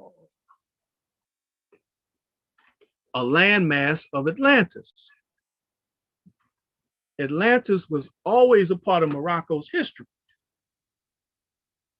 So when the prophet brought it to us, it may have seemed strange, but when he got us to proclaim our nationality and learn of our ancient foreparents, it's not strange. Atlantis has always been a part of the history of Morocco and ancient Morocco and of the ancient Moabites. Okay. We're now beginning to get into the time when the Moorish power weakens. So Moors were in Spain for 800 years. By 1492, you got the fall of Granada. You got Ferdinand and Isabella. The Europeans are on a rise. You got Columbus going out, the conquistadors, the conquerors. You got things sanctioned by the Pope of Rome. the Catholic Church passing certain laws and edicts to the Christian monarchies. You know, this is what's known as the discovery period. Prophet Noble Jew Ali mentions in his Moorish literature that there were still some Moors in Spain past 1492, but their final expulsion was in 1610. Now that's before the 1619 demonstration. But in 1610, that was the final expulsion of the Moors from Spain. And that's in our prophet's literature, Moorish Leaders, Historical Message to America. So the Catholic Church begins to ascend to power during this discovery period. This is a map demonstrating a treaty of Tordesillas, which was in June 1494. And this map here divides the known world between two Catholic sovereigns. One was the sovereign of Spain, and the other was the sovereign of Portugal. So we're going to look at this map again, but straight down the line, the major line that you see is, it says Meridian de la Demarcación, which is a demarcation line, Islam, that divided the world at that time. Now, originally, the demarcation line went to the edge of Brazil, but somehow King Dom, what was it? The King of Spain, somehow they negotiated. Yeah. King Don Juan, that's where you get the name Don Juan. He was the king of Portugal. He made an agreement to move the demarcation line 30 leagues west so that they could claim Brazil. That's why they speak Portuguese in Brazil, but they speak Spanish in the rest of South and Central America. Islam. This is the edict of the King of Spain. He says, to our officials who reside in the city of Seville at the House of Trade of the Indies, these are Spanish Indies or the islands in the Atlantic. We are informed that because of the increase in the price of Negro slaves in Portugal and in the islands of Guinea and Cape Verde, some merchants and other persons who intend to have them for our Indies have gone or sent to buy Negroes in the islands of Sardinia, Majorca, Minorca, and other parts of the Levant in order to send them to our Indies because they say that they are cheaper. And because many of the Negroes in those parts of the Levant are of the race, casta, of the Moors, and others trade with them, and since in a new country where at present our holy Catholic faith is being established, it is not fitting that people of this quality should go there in account of the difficulties that could come from it. So the first, you read this, you might think, okay, the Negroes, yeah, they slaves, they separate from the Moors. But no, this is from the king. They know that the Negroes, the ones that was called Negroes, were the ones that had been enslaved. They were Moors. They said they are of the same race as the Moors, the same caste as the Moors. They've been denationalized. Islam. It says, I order you that under no circumstances or by any means shall you consent to the passage to our Indies, islands, or tierra firma of any Negro slaves who may be from the Levant or who may have been brought up there, or of other Negroes who may have been reared with Moriscos. You got Negroes here, you got Moriscos, and you got Moors. So this is three classifications within the Moors. The Moriscos were the ones that they were forced to stop practicing Islam and practice Christianity. And some of them were known as Christians by day and Muslims by night. The ones by night, that was a demonstration where they had certain signs and symbols where you'd be able to recognize that they were actually Muslims, but they were being dominated under a Christian authority. One of the symbols that they used was a horseshoe, something that many of our parents, grandparents, great-grandparents utilized as well. You may see it over a door, a horseshoe. A horseshoe was a sign of the arch. You look at Morocco, history of the architecture. Morocco, you see the arch. It's a very prominent in Islamic architecture. The arch symbolizes the crescent. So here we have these three categories of the same people. There's a lot of history on how the Negroes got denationalized under the Portuguese. Brother Dr. Pimienta Beck mentions it in his book, Othello's Children, about Azarawa's Chronicle, how that happened. Quoting from a book by a brother named Richard B. Moore, The Origin of the Word Negro. The word Negro is origin and evil use. You'll see that exactly in there and what time period that happened. He explains the whole demonstration. So it says, let's see, made in Valladolid, July the 16th, 1550, Maxim Milano, the Queen, by order of His Majesty, His Highness, in his name, Juan de Samano, seal of the council. In another edict, the king wrote, you are informed that if such Moors are by nationality and origin Moors, and if they should teach Muslim doctrines or wage war against you or the Indians, or who may have adopted the Muslim religion, you shall not make slaves by any means whatsoever. On the contrary, you shall try to convert them or persuade them by good and legitimate means to accept our holy Catholic faith. So we see what the policy was. That was the king's policy. That was the law that he put out. You know, the Moors had, just like our ancient mothers and fathers here who were enslaved.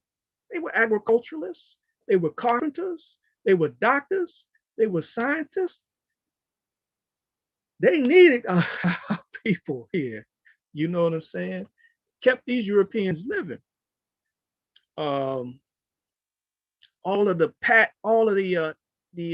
inventions that our people did that we didn't get credit for, you know, I'm telling you. But this was just an acknowledgement of the king of Spain, of the Moors. He said, don't make slaves out of them. Try to convert them or persuade them. Islam. So what they're going to try to persuade our foreparents with? What they're going to try to persuade us with? Islam. I'm going to turn over now to Sheikh Shamil, who's going to address the next several slides.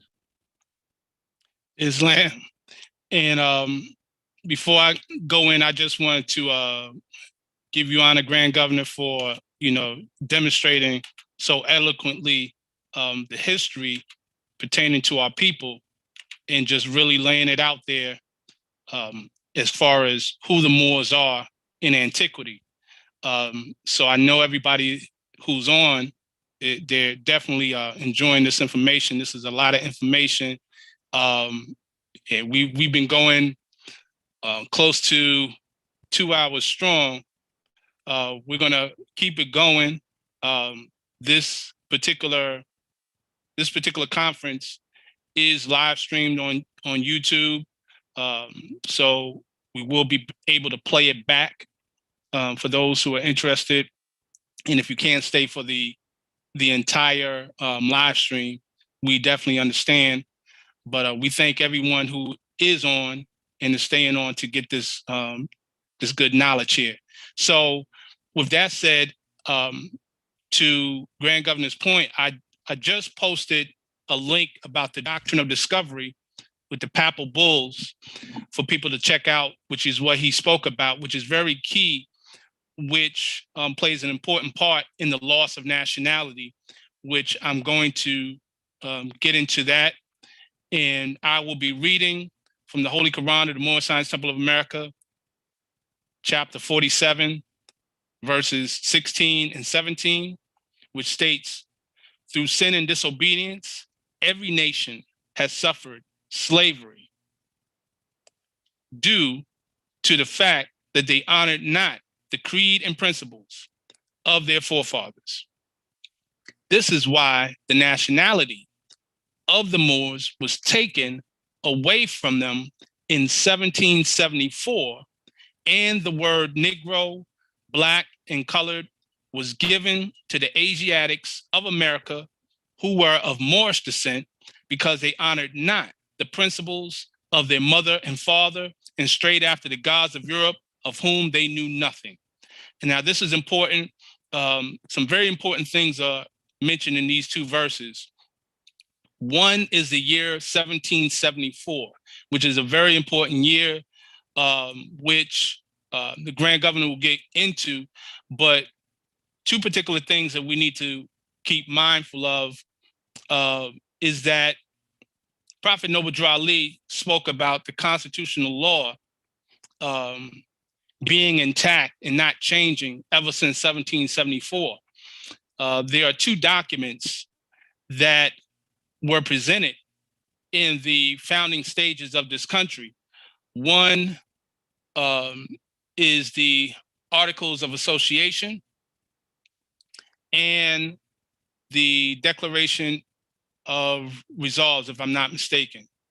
You can, Grand Governor can correct me if I'm wrong on that, but those two particular documents constitute the constitutional law, body of law for this country, which Prophet Noble Drew Ali said had never changed and stated that all men were declared free. So the key here is that the nationality was taken away because, as the Prophet mentioned, we honored not the principles of our mother and father and strayed after the gods of Europe, of whom they knew nothing. Now, Grand Governor Stone L gave you some history of what led up to that, basically up to that point. And another thing that I want to focus on particularly is the fact that nationality, us being identified through our nationality, was replaced with us being identified through something known as race, which is a social construct and was put together as a result of something known today as Federal Directive 15. And I'm posting a link to the actual document that you can read for yourself pertaining to that document, Federal Directive 15, which gives us the insight of how our people are no longer operating with their divine rights, but operating under granted privilege through that. So with that, we can go to the next slide.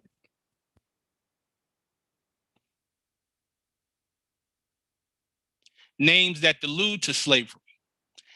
Name some of the marks that were put upon the Moors of Northwest by the European nations in 1774. Negro, Black, colored, and Ethiopian. That, of course, is from our Quran questionnaire, question number 85. And the importance of this is noting that these names allude to slavery. Negro is a name given to a river in West Africa by Moors because it contains black water. What is meant by the word black? Black, according to science, means death. What does the word colored mean? Colored means anything that has been painted, stained, varnished, or dyed. What does Ethiopia mean? Ethiopia means something divided. Every last one of these names, as I spoke about and mentioned in the article, what shall we call them, does not connect you to a land, does not connect you to a flag, does not connect you to any history or records before slavery. Particularly, there's controversy in the word Black. We know a lot of our people use that term, and they may even question or argue as to how can Black, according to science, means deaf. Some will say, some of our brothers and sisters, various schools of thought will say, oh, well, Black is melanin and Black is triple stage darkness. It's the universe. All life comes from Black. And they never asked us as Moorish American Muslims, what do we mean when we say Black according to science? When we say Black according to science, we are referring to jurisprudence, which is another legal term you can find in Black's Law Dictionary as the science of positive law. So when we speak about jurisprudence, you will find that Black in law renders you what's known as civiliter mortuus, which is a Latin term meaning dead in the eyes of the law. Civilly dead, civiliter mortuus.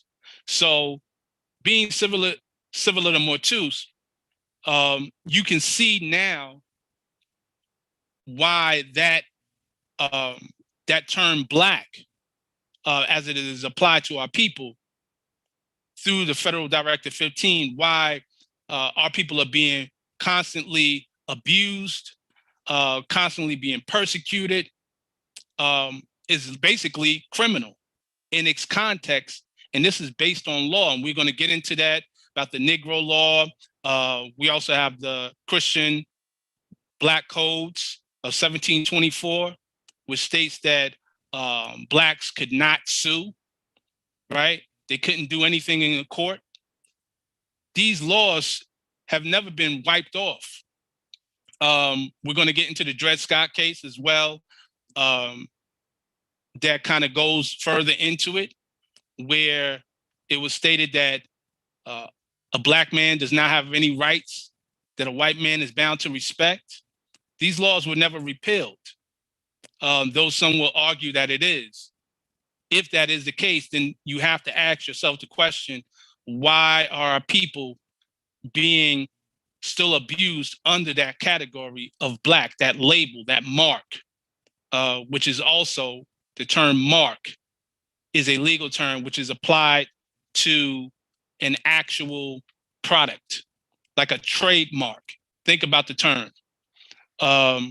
So these are things that we want you to kind of really grasp and understand. Colored means anything that has been painted, stained, varnished, or dyed. That pertains to a physical thing. Again, property. Property can be colored. You can color property, right? Negro, name given to a river in West Africa by Moors because it contains black water. Ethiopia means something divided, and that pertains to the demarcation line that is mentioned in chapter 47 of our Moorish Holy Koran. So for those of you who are not familiar with these terms, we just ask that you do your due diligence and research, and you will find that historically that these terms do delude to slavery. And with that, we can go to the next slide, which I think will be taken by Grand Governor. Yes, sir. Yes, sir. Thank you, brother, man. Brother Shamil, Sheikh brother. Yes, indeed. And for the sake of time, I'm going to try to talk less and show more. Because it's going to we about we're almost at half of the slide presentation. So I'm going to try to go a little bit more quickly for the sake of time. Now, this slide here is a stripped of nationality in 1774, as Sheikh Shamil was demonstrating from our foundation. I give honors to Grand Sheikh Azim Hopkins Bey of Philadelphia. Every year he has his family and his mother, Grand Sheikh Suan, and his brothers, Grand Sheikh T. Hopkins Bey, and all the Moors in Philadelphia have a trek through history. And it's very important. If Moors can make that, I'm not going to just stop saying Moors, if anybody can make that, it'll be a blessing. You'll get an education. But Grand Sheikh Hopkins Bey demonstrated about what happened at 6th and Chestnut in Philadelphia. The Moorish nationality was stripped from the Moors, and he demonstrates that in a book that he wrote called "What Your History Books Failed to Teach You." He has a chapter on it, and I recommend that book for everyone. But what I just did in my research and found out that, you know, everything the Mo was saying is right on it. This is from a book that showed that on the 5th day of September 1774, the Continental Congress was convened in Carpenter's Hall, Philadelphia. So this year 1774 is key to what we're talking about. Peyton Randolph, the staunch Virginian, was elected president. Many writers assert, with few exceptions, this gathering might have been a lodge of master masons. So this is a picture of Carpenter's Hall. This is what happened there. George Washington chopped down the Moorish flag. The flag went to a vault. You know, the history sounds fantastic, hard to believe, but then when you start researching, you start seeing some evidence of this demonstration. I'm going to turn back to Sheikh Shamil for the next 7 or so slides. Islam. So, and here we're getting into the Dred Scott case, which many of our people are familiar with. And I'll just go into the aspect on the title where it says no reference to nationality in the Dred Scott case. And this is in reference to the opinion by Judge Curtis, okay? And what I will also do, before I get into that, I will also get into some other opinions pertaining to the Dred Scott case to give a full view on it. First, I'd like to say that there were some other opinions that should be noted. One was Justice Paul Daniel, where he makes this statement here, and I'll just read it. He says, "Now the following are truths which a knowledge of the history of the world, and particularly of own country, compels us to know that the African Negro race never have been acknowledged as belonging to the family of nations, that as amongst them, there never has been known or recognized by the inhabitants of other countries anything partaking of the character of nationality, civil or political polity, that this race has been by all nations of Europe regarded as subjects of capture or purchase, as subjects of commerce or traffic, and that the introduction of that race into every section of this country was not as members of a civil or political society, but as property in the strictest sense of the term." Now that was Justice Paul Daniels. Now the Chief Justice, Roger B. Taney, said this: "The question is simply this: can a Negro whose ancestors were imported into this country and sold as slaves become a member of the political community formed and brought into existence by the Constitution of the United States, and as such become entitled to rights and privileges and immunities guaranteed by that instrument to the citizen?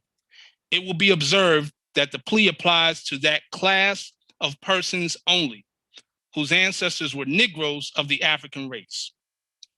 Further along, he stated that this class of persons were not, quote, constituent members of this sovereignty, unquote, and that, quote, they are not included and were not intended to be included in the word citizens in the constitutions.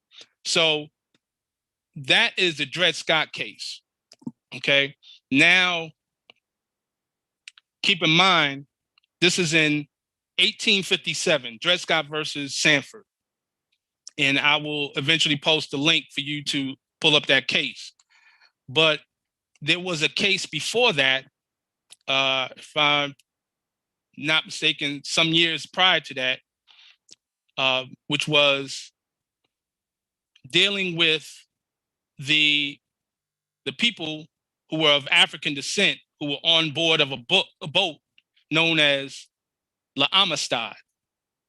And it was them versus the United States. And the same Chief Justice who ruled against Dred Scott, saying that he was a Negro of the African race, ruled on behalf of the inhabitants, the free inhabitants of Africa, who did mutiny against the ship by stating that they were protected under the law of nations. So keep that in mind.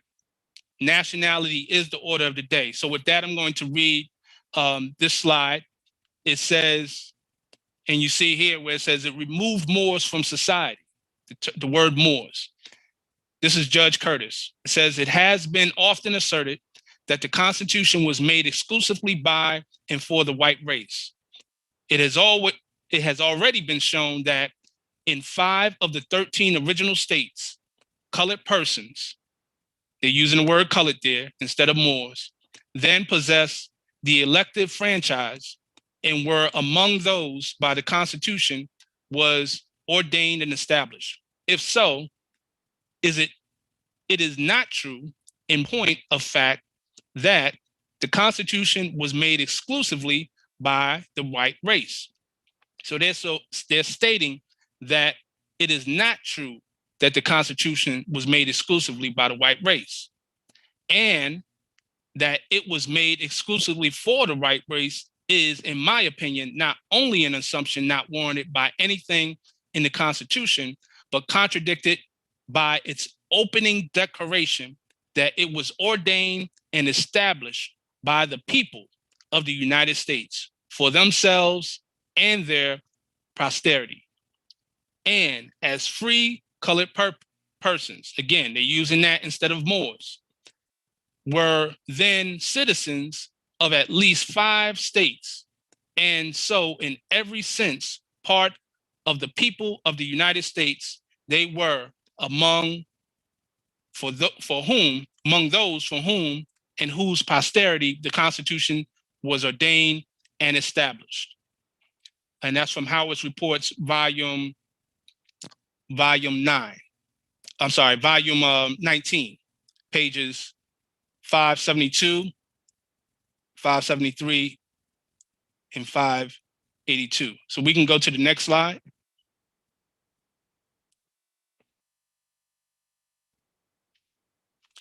Thomas Jefferson acknowledging Moors here in this said government.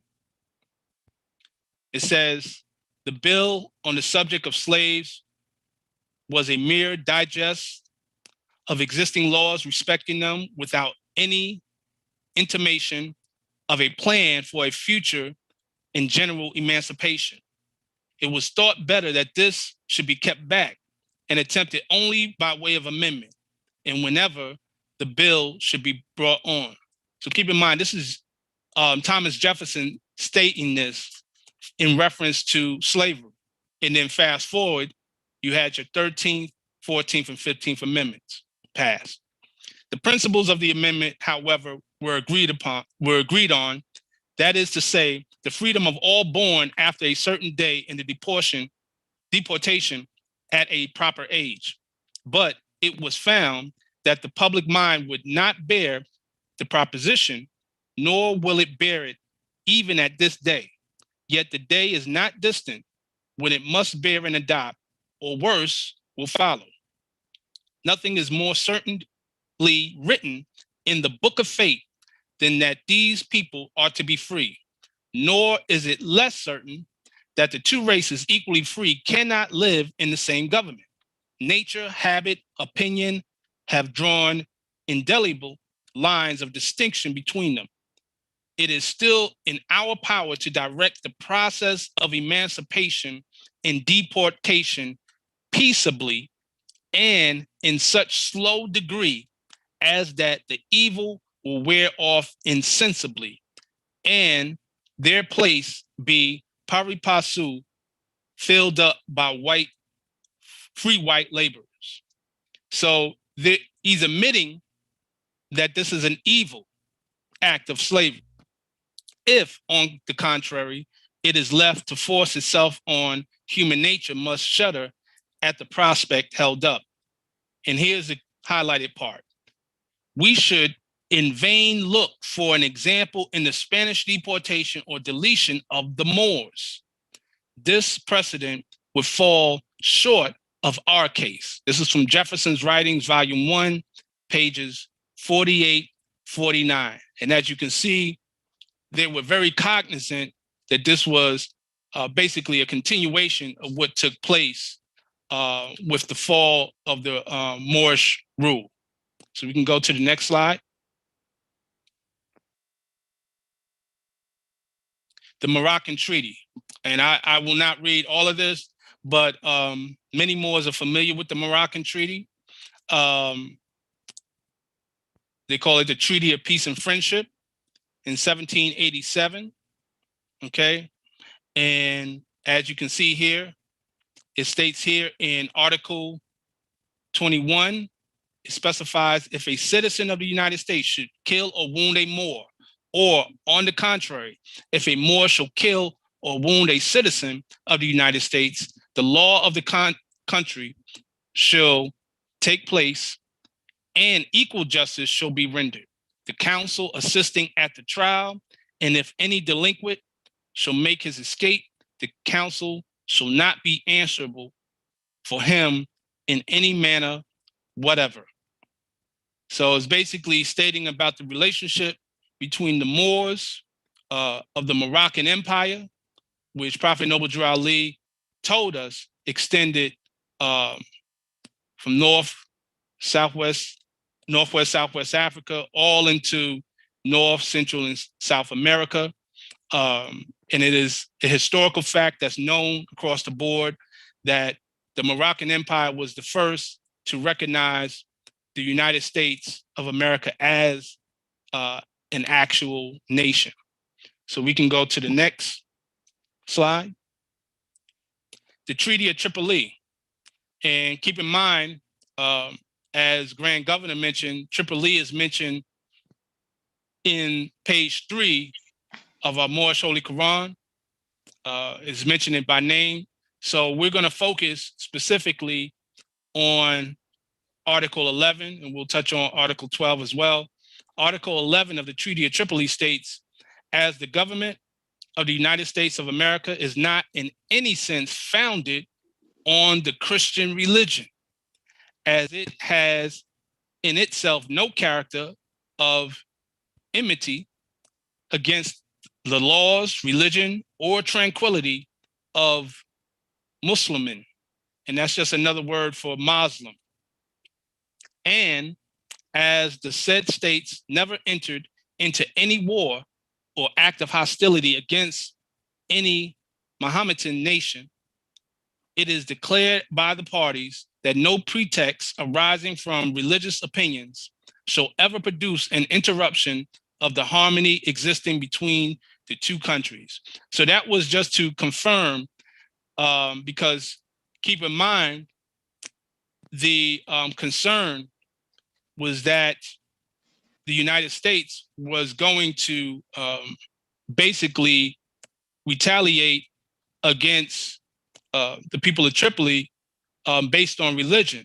Because again, this was the kind of the track record going all the way back, as Grand Governor mentioned, about with Portugal and other parts of Europe, where they passed those edicts, those various edicts and those papal bulls against those who were Muslims. And then in Article 12, you'll see that it also mentions again the Day of Algiers, as we mentioned before. And on the bottom, and it says signed and sealed at Tripoli of Barbary, the 3rd day of Junad in the year of the Hijra, 1211. That's the Muslim calendar, Islamic calendar, corresponding with the 4th day of November, 1796 by, and it says Yusuf Bashar Muhammad Bey. Again, you have that title of Bey. These are honorific terms of pertaining to rulers. So we can go to the next slide. Okay, Sundry free Moors. We know there's some Moors who are familiar with this. To give the backstory, a petition was presented in South Carolina, and it still stands today, by Sundry free Moors. There were 4 ex-slaves, right, who had been subjects of the Emperor of Morocco, and they were captured by an African king. Okay, and then they had gained their freedom, but they still lived in South Carolina, and they did not want to be judged according to the Negro law. Keep in mind, there was a Negro law already established in South Carolina, along with other states, which basically classified you as a slave and had you void of rights. So this is the actual page where it shows the journals of the House of Representatives, 1789 to 1790. And then as a result, the Sundry free Moor Act was passed, which basically declared that Moors would not be treated or ruled under the Negro law. So we can move to the next slide. And here is the South Carolina Negro law of 1848. So as you see, it would go on and specify about the Negroes. And the one that I always focus on, I won't read all of it, but the one that I think is most pertinent in reference to us, those who have proclaimed our nationality and those who are interested in learning about nationality, is Section 4. Keep in mind, this is Chapter 1 that states the status of the Negro, his rights and disability. So this basically tells you the status. Remember, I said earlier that nationality determines political status. The Negro has no political status. And this basically defines what a Negro is. Specifically in Section 4, it says, the term Negro is confined to slave Africans. In parentheses, it says the ancient Berbers. We spoke about that. And their descendants. It does not embrace the free inhabitants of Africa, such as the Egyptians, Moors, or the Negro Asiatics, such as the Lascars. So there you have it, is the distinction that's made between a Negro and a Moor. And that is clear as day for those to see. So it is understood, even in the laws of this country, that the Negro, using the term Negro, is something that alludes to slavery, as Prophet Noble Drew Ali taught us, and the term Moor basically gives you recognition that you are not under those terms that allude to slavery. So we can go to the next slide.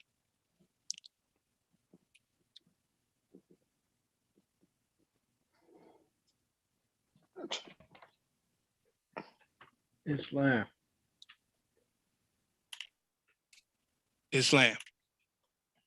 Praise Allah. Yeah, I want to thank the Sheikh Brother for demonstrating on those slides. I want to give honors to the Grand Sheikh way ill, because he was the first person who presented, that I saw, had presented that South Carolina law of 1848. So I want to extend honors to him. As I said, Moors, we learn from each other. You know, there's no monopoly on this knowledge. And I give honors to the Moor for that. This is an interesting slide about the people called Berbers. This is from Professor Van Sertima's book, They Came Before Columbus. And it was a small section because he didn't really focus on this. The one who focused on the Berber aspect was really Barry Fell, who Brother Professor Pimienta Bay mentioned. But I'll just read from this right here, because what she demonstrated is important, because those who was in amity got protection under the treaties, but those who were not in amity didn't get protection. So, but the Europeans still knew, you know, they used that adjective in describing the Berbers. They said ancient Berbers. You take out Berbers and you put in Moabite in that demonstration and you got it, you know, or who we really are. You know, we're not Negroes, but they use these names to denationalize us. Like we studied earlier, said the real name for Berber was Marzeg, meant free, dominant, and noble people. So I'm just read this right here. This is going to show a connection between said Africa and America and the people there.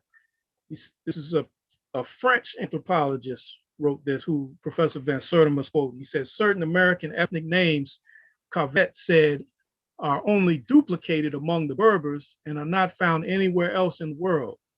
Certain other American names have undergone Berber transformations.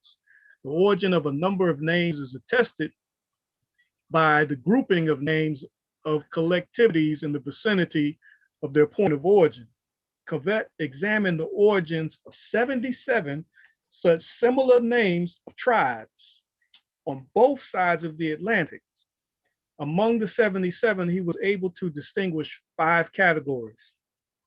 Of the 77, he found as many as 46 names of American tribes that seemed to come directly from Africa.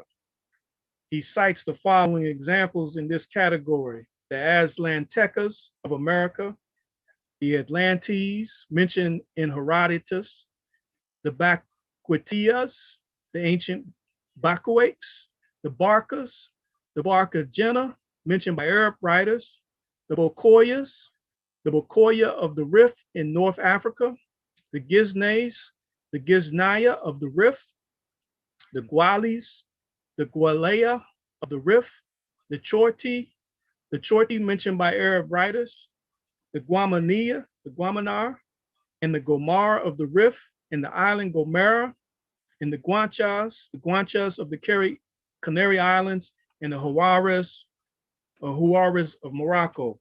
So just wanted to show this. This is an interesting note that this French anthropologist seeing the same tribal names on both sides of the Atlantic. They just slightly different.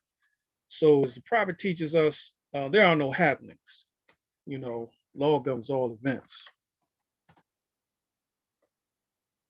Okay. Now the next set of slides I'm going to try to go through as succinctly as possible. This is Moors in America, the ancient mystery, the sacred teachers in schools. This is a picture from the book by J.A. Rogers, I think it's Sex and Race, Volume 1.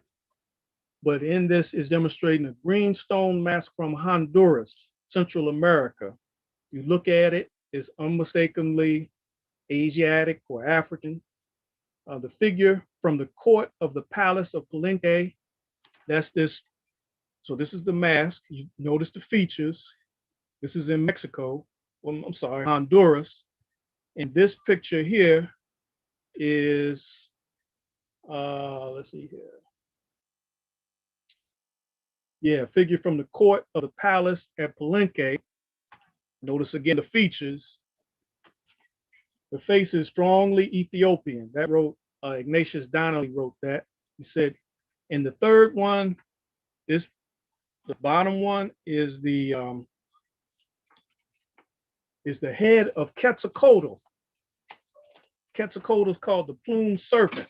He was the wisdom teacher who came and taught a lot of the natives, the indigenous people here. And he came from across the great Atlantic. All right, the head of Quetzalcoatl, greatest of the ancient Mexican messiahs. Note the curved nose, broad nostrils, and the very large lips of all three. What better proof is needed that the Asiatics lived in America long before Columbus than this? This head of Quetzalcoatl is in the Museum of the Trocadero in Paris. Yeah, to keep it away from our people. Islam. I mean, not to say some of us won't go to Paris, but goodness gracious, we need this available for all our children to see. This is a picture of the Great Serpent Mound. The ancient mound builders who were here in the Americas. There's a deep history on them. Won't go too deep into it at this point for the sake of time, but the mound builders is connected to the ancient Moabites and those who came from the west, from the far, far west, from known as Mu, up through South America and on into the Central America and on into the Americas, what we know today as North America, up the Mississippi River, Old Man Mississippi. And the mound builders, in addition to building these great earth mounds and earth pyramids, they were miners. They mined for metals, for copper and tin, and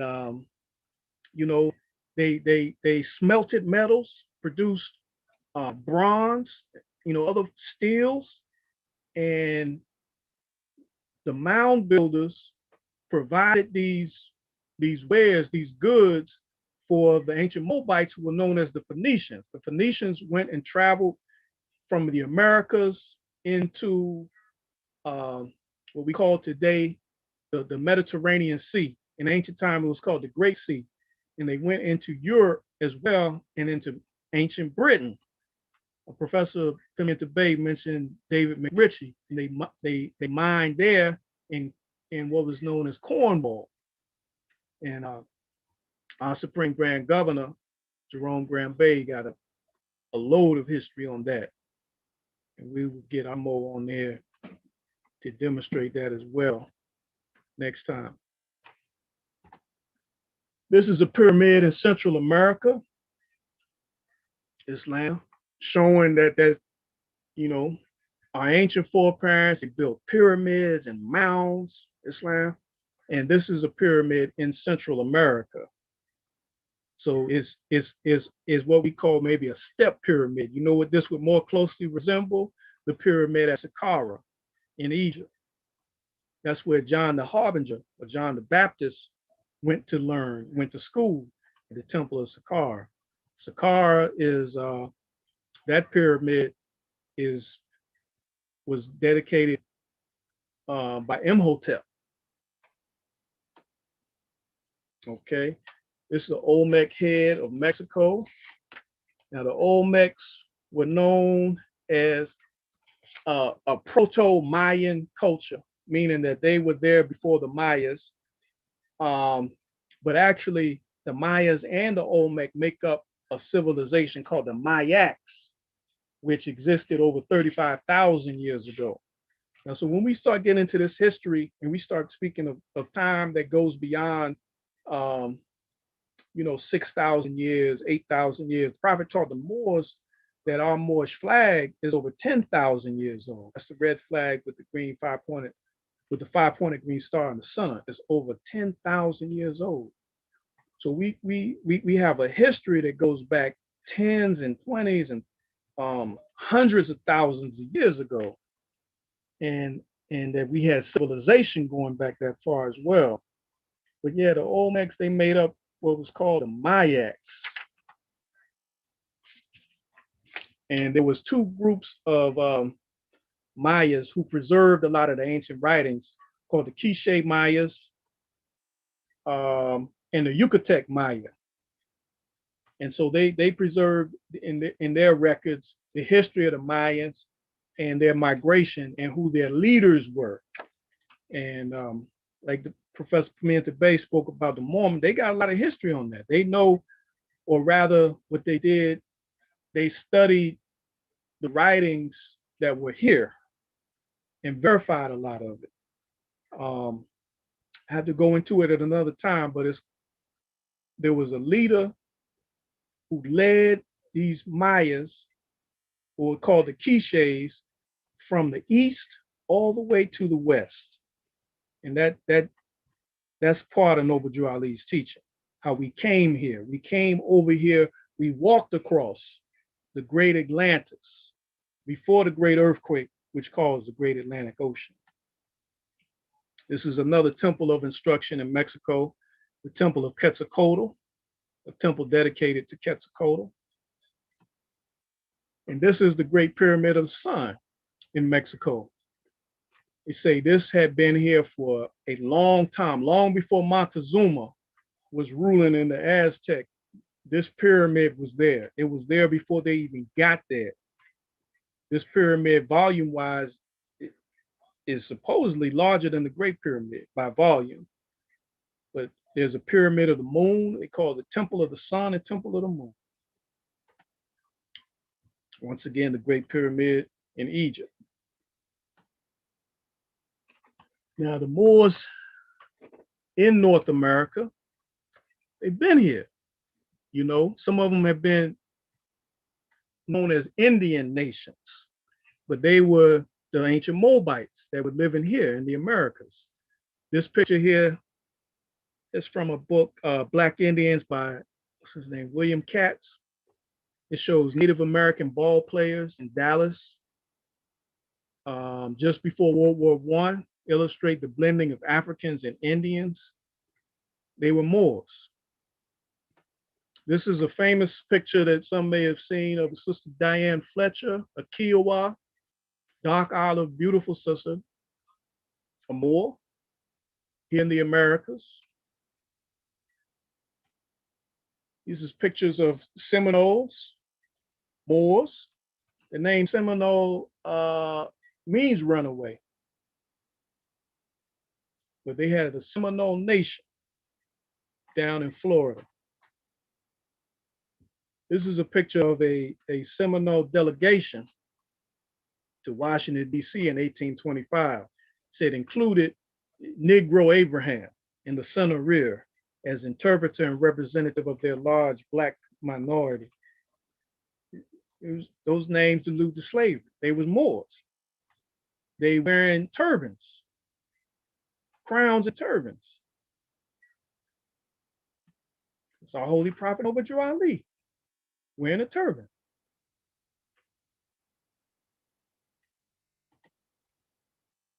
This portion here is some history of the Ben Ishmael tribe. The Ben Ishmaelites were indigenous Moors who lived in the Midwest, and they have a connection to the Moorish Science Temple of America. I'm gonna read a little bit about it. I'm not gonna read all of it, but they had a migration route. If you see close to, like the prophet said that Chicago would be our new Mecca.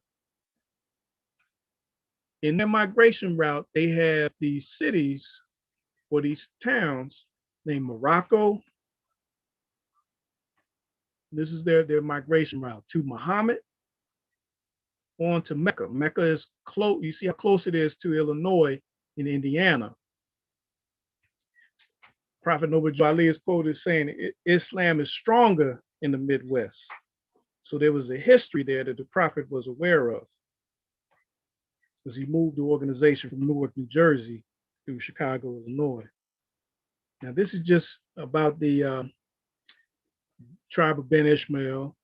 I'll just read just a little bit. After the defeat of Tecumseh's alliance and the end of Native American jurisdiction over this region, the new state of Indiana decreed the establishment of its capital in 1821 at the central point of the state on the White River.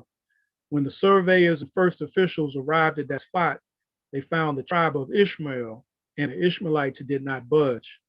Thus, Indianapolis grew up into a great city around the Ishmaelite settlement, and this strange arrangement continued into the 20th century. This just gives a little history about the Ben Ishmaelites, who their patriarchs were. John Ishmael, Islam. They made a migration every year. That's on that map that we showed. It repeated every year for nearly a century.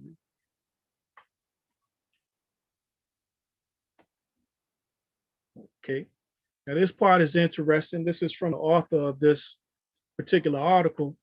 Said the most valuable testimony to a relationship between the dispersed Ishmaelites and the rise of the 20th century Black nationalism is found from an African-American wholesale grocer of Chicago, whose work takes him into rural Illinois and Indiana. So we know we're talking about, well, you'll see as we get into it. This person he called an African-American was a member of the Moorish science temple, so they couldn't have been African-American. He has been a devoted student of African-American history all his life, but his first loyalty is to Moorish science, of which he has been a member for some 45 years. So if he's a member of the Moorish Science Temple of America, he knows his nationality. So this is the author painting this picture instead, but we just got to have eyes to see. Moorish science was politically associated with the largest Black national organization, the Universal Negro Improvement Association, led by Marcus Garvey in the 1920s. Is a religious denomination organized in New Jersey in 1913, and its earliest known Islamic organization is the earliest known Islamic organization in the United States. Thus, Moorish science has been both a proponent of, not been a proponent of Black nationalism, but teaching our people the truth about their nationality and birthrights, and an advocate of the Muslim faith. The well-known and larger Nation of Islam, established in 1930, has recognized the Moorish science was a forerunner of its movement. This adherent of Moorish science states that when he joined the movement in about 1930, 5 years after its arrival in Chicago, he met a Miss Gallivant who had joined Moorish science at Detroit around 1920. So these times might not be exactly right, but this is still interesting. When it was first introduced to the Midwest, she had come from downstate Indiana or Illinois and called herself an Ishmaelite. That's the main point. This person who says that she had joined Moorish science in Detroit identified herself as an Ishmaelite. This is the point. She spoke of the tribe of Ishmael as a people who had dwelled downstate and who, after moving north, were among the first to assist in the establishment of Moorish science in the Midwest. So the Ishmaelites, they didn't want to be called Negroes. They were kind of like categorized as Indian. This is our Holy Prophet Noble Drew Ali. This is from his birthday celebration, January the 8th. Prophet Noble Drew Ali incorporated the Moorish Science Temple of America, and these are some of the early incorporation papers from the state of Illinois, and the society that he formed is based off of our authority, which is the back of our questionnaire. On the back of our questionnaire is our authority, and it refers to the Herds Revised Statutes, chapters 32 to 36, section 35 and 36. And this is how the prophet formed his society. This is a picture of our divine constitution and bylaws, which is the laws for our society, divine laws. We are nationalized under this constitution, and this constitution is not to cause any confusion, nor to overthrow the laws of the constitution of the said government. We work part and partial with the said government. This is the cover of the Holy Koran of the Moorish Science Temple of America. The circle 7, many Moors refer to, divinely prepared by the noble prophet Drew Ali, by the guiding of his father, God Allah, the great God of the universe, to redeem man from his sinful and fallen state of humanity back to the highest plane of life, his Father God Allah. And it is our book of divine law. Now, in the Holy Koran, we have teachings, which we say the divine instructions from the Holy Prophet. For particular, we're looking at chapter 45 and chapter 48. Chapter 45 is the divine origin of the Asiatic nations. It says that the fallen sons and daughters of the Asiatic nation of North America need to learn to love instead of hate and to know of their higher self and lower self. This is the uniting of the Holy Koran of Mecca for teaching and instructing all Moorish Americans, etc. The key of civilization was and is in the hands of the Asiatic nation, the Moorish, who were the ancient Moabites and the founders of the holy city of Mecca. The holy city of Mecca is in the land of Canaan. The ancient Moabites were in the land of Canaan, in the land of Moab, in the land of Canaan. What we call Arabia today is the ancient land of Canaan, a great portion of the ancient land of Canaan. The Egyptians, who were the Hammatites and a direct descendant of Mizraim, the Arabians, the seed of Hagar, Japanese, and Chinese. Mizraim is an ancient name for Egypt. It means dual, upper and lower. The Hindus of India, the descendants of the ancient Canaanites, Hittites, and Moabites from the land of Canaan. The Asiatic nations and countries in North, South, and Central America. The Moorish Americans and Mexicans in North America. Brazilians, Argentinians, and Chileans in South America.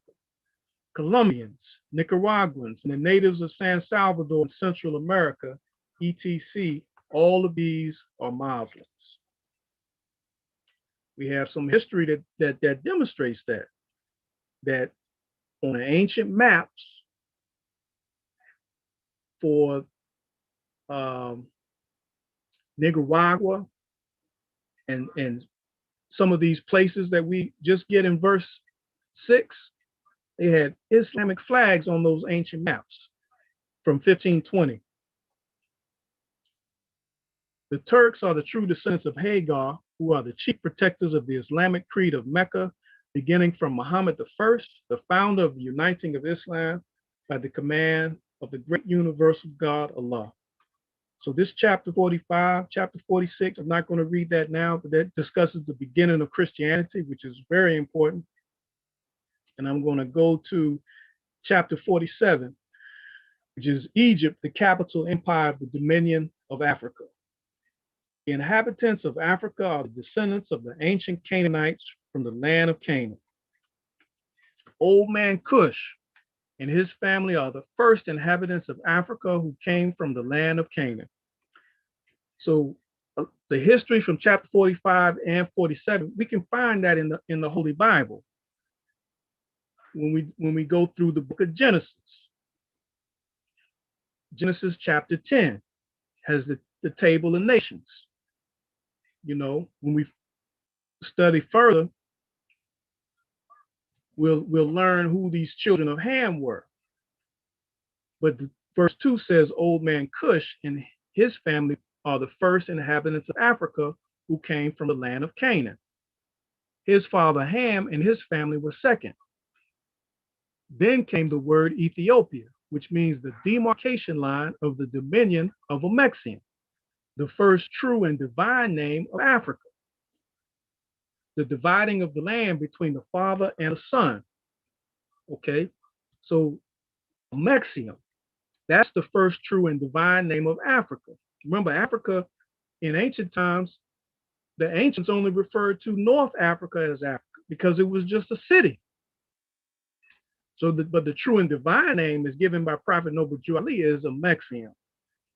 And that this land that we're referring to here comprised a dominion that was divided between Ham and his son, old man Cush. The dominion of Cush, northeast and southeast Africa, and northwest and southwest was his father's dominion of Africa. In later years, many of their brethren from Asia and the Holy Lands joined them.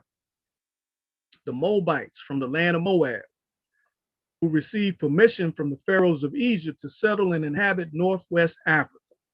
They were the founders and are the true possessors of the present Moroccan Empire, with their Canaanite, Hittite, and Amorite brethren who sojourned from the land of Canaan seeking new homes. The Moabites were in the land of Canaan. They were in the land of Moab. However, they were not descendants of Ham. They were descendants of Shem, but they lived in the land of Canaan. The land of Canaan was huge. There was a lot going on in Canaan. So they received permission from the great pharaohs because of what we said at the beginning of the presentation. They were kicked out of the land of Canaan or exiled by Joshua. Islam. So this is where that portion of the history picks up right here in verse 6 from page 3. It says, with their Canaanite, Hittite, and Amorite brethren who sojourned from the land of Canaan, seeking new homes. So these are Canaanites and the Moabites. All right. And it says the Moabites are the true possessors of the present Moroccan Empire. That's important too. Their dominion and habitation extend from northeast and southwest Africa across the great Atlantis, even unto the present North, South, and Central America, and also Mexico and the Atlantis Islands, before the great earthquake, which caused the great Atlantic Ocean. So we're talking about something that happened over 10,000 years ago, Islam, with like the geological record and the historical record of Atlantis. We're looking at things that happen in different periods or waves of time. 10,000 years ago was pretty much like an end of cataclysms that happened, but the cataclysms go back as far as 25 and 30,000 years ago in the Atlantic Ocean, and there's proof of that demonstration, as far as there being portions of the Atlantic Ocean that's not navigable today because it's shallow. Islam. Remember I spoke about the Atlas mountain range that extends from Morocco all the way across under the sea to North, South, and Central America. Verse 8 says, the river Nile was dredged and made by the ancient pharaohs of Egypt in order to trade with the surrounding kingdoms. Also, the Niger River was dredged by the great pharaoh of Egypt in those ancient days for trade, and it extends eastward from the river Nile, westward across the great Atlantic. It was used for trade and transportation. According to all true and divine records of the human race, there is no Negro, black, or colored race attached to the human family, because all the inhabitants of Africa were and are of the human race, descendants of the ancient Canaanite nation from the Holy Land of Canaan. We demonstrated that earlier too. What your ancient forefathers were, you are today without doubt or contradiction. There was no one who was able to change man from the descendant nature of his forefathers unless his power extends beyond the great universal creator, Allah himself. These holy and divine laws are from the prophet, Noble Jew Ali, the founder of the uniting of the Moorish Science Temple of America. These laws are to be strictly preserved by the members of all the temples of the Moorish Science Temple of America, that they will learn to open their meeting and guide it according to the principles of love, truth, peace, freedom, and justice. Every subordinate temple of the Grand Major Temple is to form under the covenant of love, truth, peace, freedom, and justice, and create their own laws and customs in conjunction with the laws of the Holy Prophet and the Grand Temple. I, the Prophet Noble Jew Ali, was sent by the great God Allah to warn all Asiatics of America to repent from their sinful ways before that great and lawful day which is sure to come. The time has come when every nation must worship under its own vine and fig tree, and every tongue must confess its own. See, the prophet has given us the summary of everything that we talked about. Everything we talked about, I done ran my mouth on. The prophet done summed it up in one short breath. Through sin and disobedience, every nation has suffered slavery due to the fact that they honored not the creed and principles of their forefathers. That is why the nationality of the Moors was taken away from them in 1774, and the word Negro, Black, and colored was given to the Asiatics of America who were of Moorish descent, because they honored not the principles of their mother and father and strayed after the gods of Europe, of whom they knew nothing. Islam. Now, in the chapter 47, it mentions Atlantis, across the great Atlantis, that we came across the great Atlantis. All right. Now, as I said earlier, some may think Atlantis was mystical, but I'm going to give you some history from a book by a sister named Drusilla Dungy Houston. She was another author that wrote in the 1920s, 19 teens and 1920s. It says the gods of the ancient world were the kings and queens of mystic Atlantis. The kings and queens of the ancient Kushite empire of the Ethiopians were either the successor or the most famous branch of the Atlantic race. They were the deities that were worshipped in India, Chaldea, Egypt, and in Greece and Rome, which nations themselves must have been related to the race of Atlantis. That tradition said had been overwhelmed by the sea. Atlantis could not have been mythical, for her rulers were the subjects of the art and literature of all the primitive nations until the fall of paganism, long after the birth of Christ. So the record showing that the gods of the ancient world were kings and queens, our ancient mothers and fathers. And this is specifically with Old Man Cush. According to the record, too, she writes that Amun-Ra was Cush, the son of Ham, from whom the Cushites sprang. He was not one of the oldest deities of Egypt, because he was preceded by the gods of the ages of Noah, Saturn, and Ham. So what the prophet has given us is the time frame from Ham and Old Man Cush. But there's a time frame beyond that, but the prophet is focusing on this time frame. He says about the time of the rise of Thebes, his worldwide conquest, meaning Amun-Ra, Cush, must have been entered into the cycle of gods. For Africans deified their dead kings. Undoubtedly, descendants of the great Cush sat upon the throne of Egypt. This is why his name and form appear in the 11th dynasty, and its line of kings assumed his name. So that Amun-Ra is a name that it gets assumed in Egypt. Amen, or Cush, was recognized by Egypt as its chief god. The ancients looked upon Zeus, Apollo, and Osiris as persons. Amun-Ra was Zeus of Greece. So Amun-Ra was Zeus. Cush is Amun-Ra. Cush is looked upon as Zeus of Greece. That was why they said the gods banqueted with the Ethiopians. He was the Jupiter of Rome. Zeus was king of kings because he was chief ruler in Ethiopia and over the lesser kings in his wide domain stretching from India to farther Norway. Horus, Apollo, Belus, and Nimrod, his son, were recognized and worshipped by all Kushite colonies.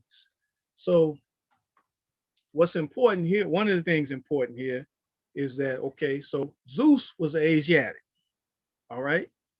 So if Zeus is another name for Old Man Cush, Zeus, they say, is born in Ethiopia, according to the Greek histories. So Zeus was an Asiatic. That means that, okay, Atlantis was named after the son of Poseidon, whose name was Atlas. And Poseidon had, according to the history, he had 10 sons, 5 pairs of twins. The oldest was named Atlas. and Atlantis was named after him. Zeus and Poseidon are brothers, Islam. So if Zeus is Asiatic, in common sense, Poseidon is Asiatic. So Atlantis, the connection of Atlantis is connected with the Asiatic, with our people. That's why I was saying what the European psychology teaches about Atlantis or shows us in movies and different things is to get our minds totally off. This is an ancient map of chapter 47 of Prophet Noble Jew Ali that was drawn by our Supreme Grand Governor, Sage Master Jerome Graham Bey. And what this map demonstrates here is the dominion of Amexi. The land divided between the Father and the Son. Okay, so straight down the Atlantic Ocean is the demarcation line, which is called the Ethiopia, something divided. And what you see here is what would be Atlantis. The land here would be Atlantis. This portion of Atlantis today is Greenland. On a modern day map is Greenland. That's the remnant of the Atlantean continent that still exists in the Atlantic Ocean today. It's still there, it's still landmass. But this landmass here has gone down through those worldwide earthquakes. This is what the prophet is referring to in chapter 47 about the great earthquake that caused the Atlantic Ocean. That caused Atlantis to go down and for the ocean to be there. This is the Great Sea. This is the land of Canaan here, which is Arabia today. Okay.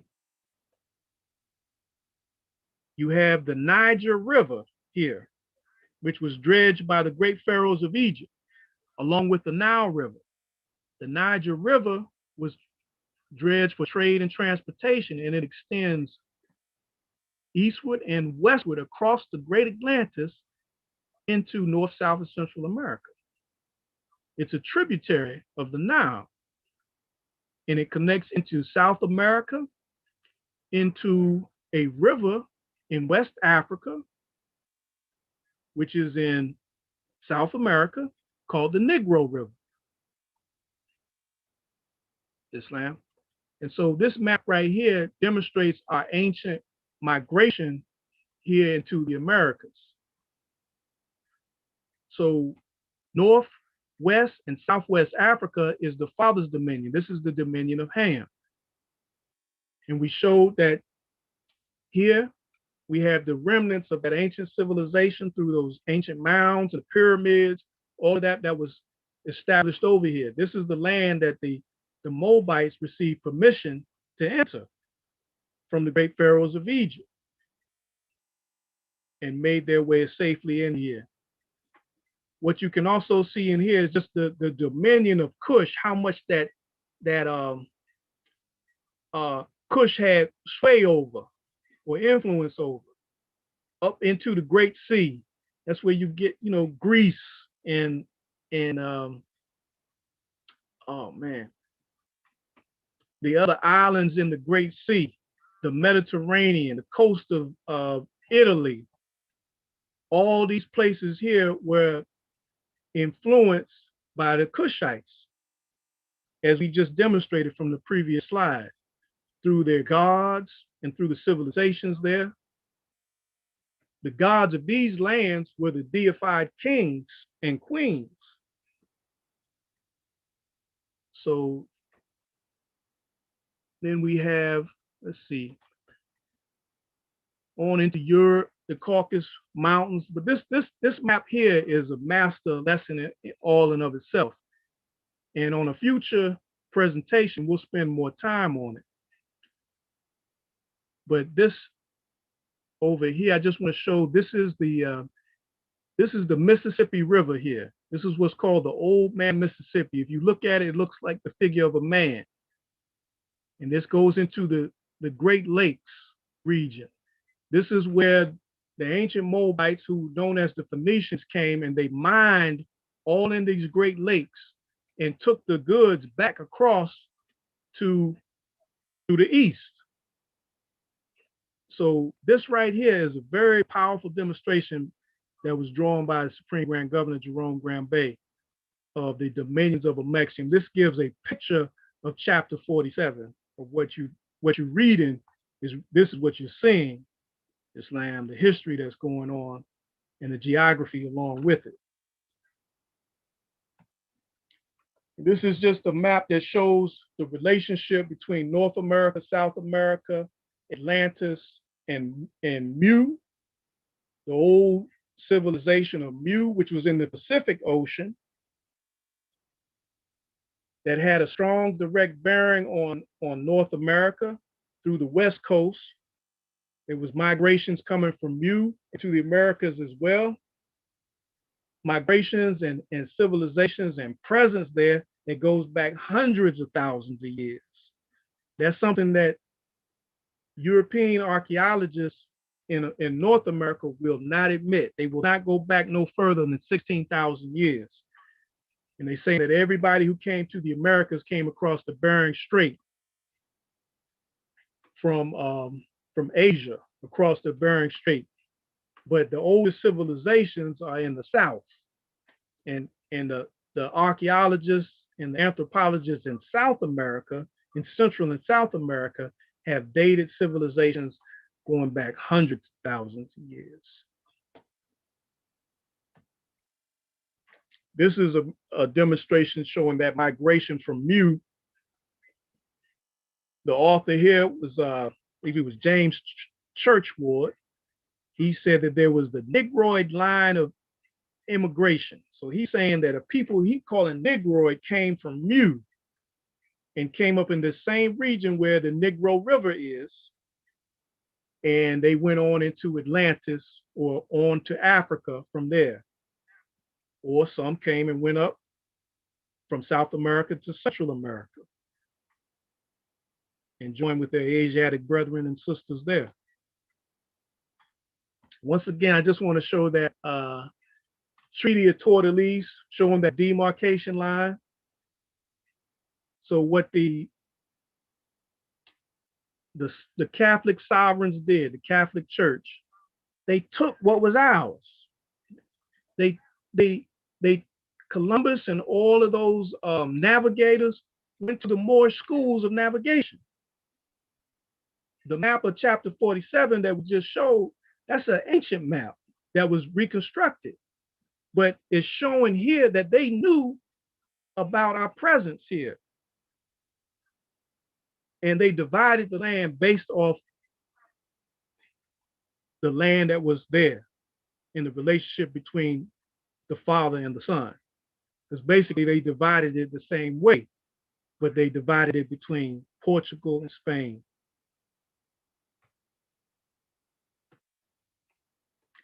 This is just a map of the United States. This region here is land that was owned by the ancient ones here in the United States. The land that became known as the Louisiana Purchase, or the land between the Rocky Mountains and the Alleghenies, the 3630, that was land that belonged to our people who were here. And many of them got poisoned, they got enslaved, just like our brothers and sisters who live in here in the state of North Carolina, the Tuscarora. They had the indigenous Moors here. They were put in slavery, and some of them had to flee to the Iroquois land, the Algonquin land, and join the Iroquois League for protection. This is a map of the indigenous nations within the United States, across the United States. This map was given to me by Supreme Grand Governor Jerome Graham Bey. I'm going to do a close-up on the east coast of this map.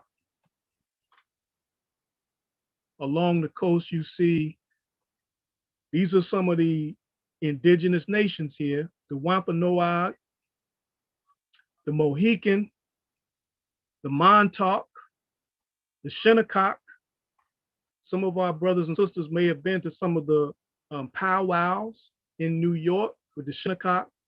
The Shinnecock, they are Moors. In Delaware, you have the Moors, the Nanticoke, the Rappahannock. Down in North Carolina, you had a Halawa. You had a Halawa Saponi. You had the Occaneechi Saponi in North Carolina. They are Moors. We have a member in our temple who is a Halawa Saponi. That's his family. We have a member of our temple who is an Occaneechi Saponi. That's his family. Islam. We are all family. The prophet brought us together.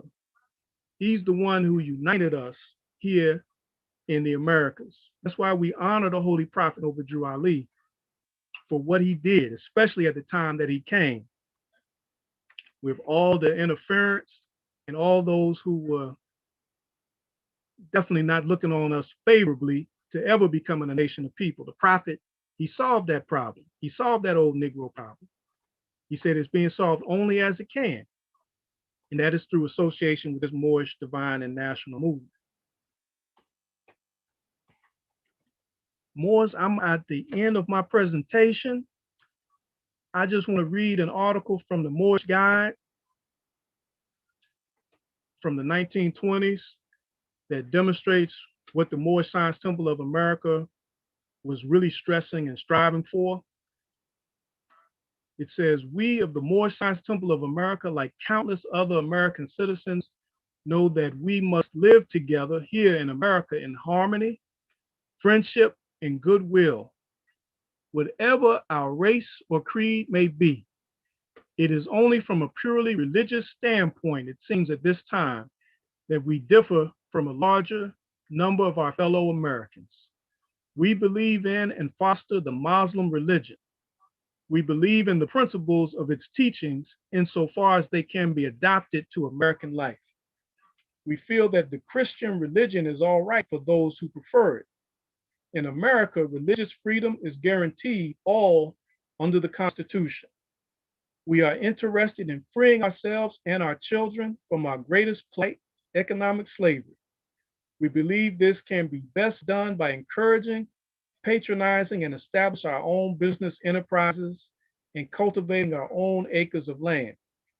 We welcome into our folds men and women of our group of all sections, all trades, occupations, and professions of sound mind and good character.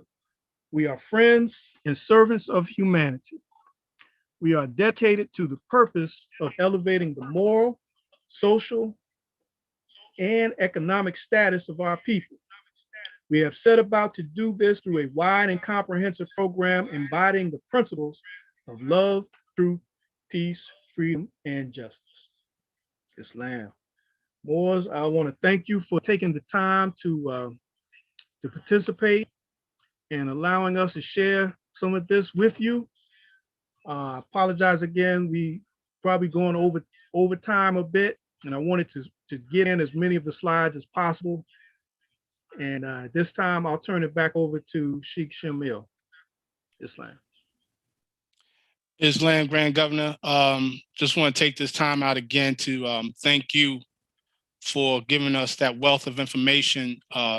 You've given us a lot, and I know you was doing most of the work, so definitely gratitude to you, and also gratitude to everyone who it stood fast and stayed on. Gratitude to our sister Rahima Bey, and she just got off. But we appreciate her staying on as long as she did. And we like to give gratitude to everyone who spent any amount of time on this particular conference. No matter how long it's been, we thank you. And so for those of you who are still on, what we like to do is open up the floor for anyone who has any questions and or comments in reference to what we have presented this evening. you can feel free to either unmute your mic, just state who you are, and just, state any comments or questions, or if you wish to go ahead and type in the chat as well. Peace and love, gratitude, Islam family, definitely appreciate you. So at this time, are there any questions, comments, thoughts on what you've heard and seen thus far?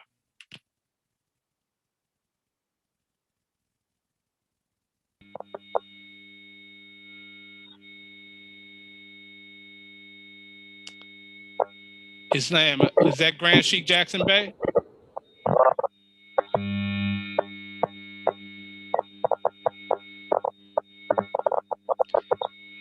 Islam, Grand Sheikh, if you're speaking, you're not clear.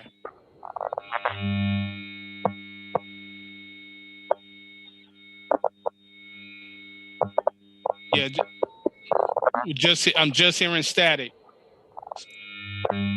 So, Islam, I'm gonna just mute you, Islam Sheikh. I'm just gonna mute you just for the purpose. I didn't know if you would want to express anything, but if you.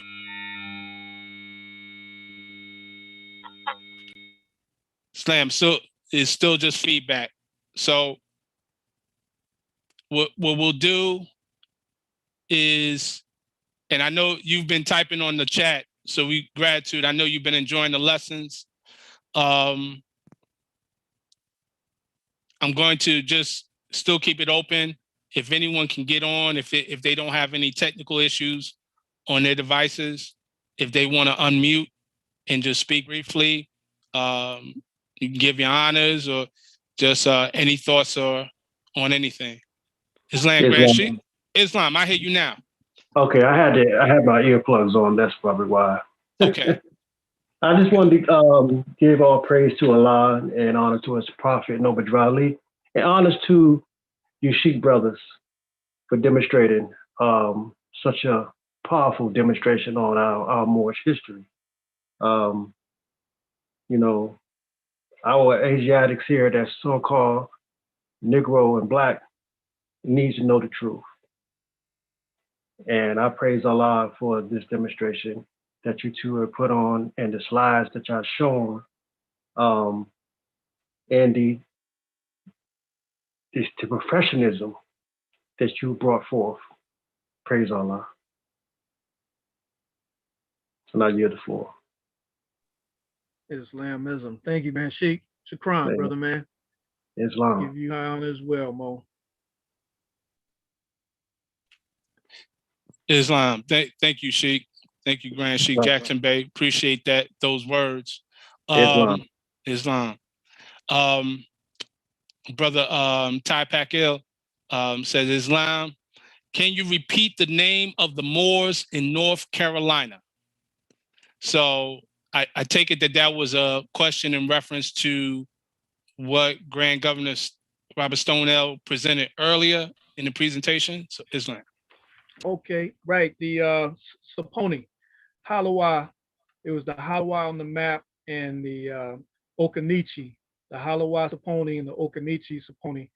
And it's one of those cases where these are just two of them, where the families, you got people in the same family, but over a period of time, because of how they were being treated by the Europeans, basically in the state, some decided that they would get more rights if they went as Negro versus Indian.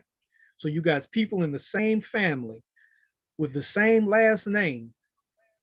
Some saying they're Native American Indian, some saying they Negro, but they the same people, And that's one thing that happened with the Saponi, the Halawa and the Okanichi Saponi.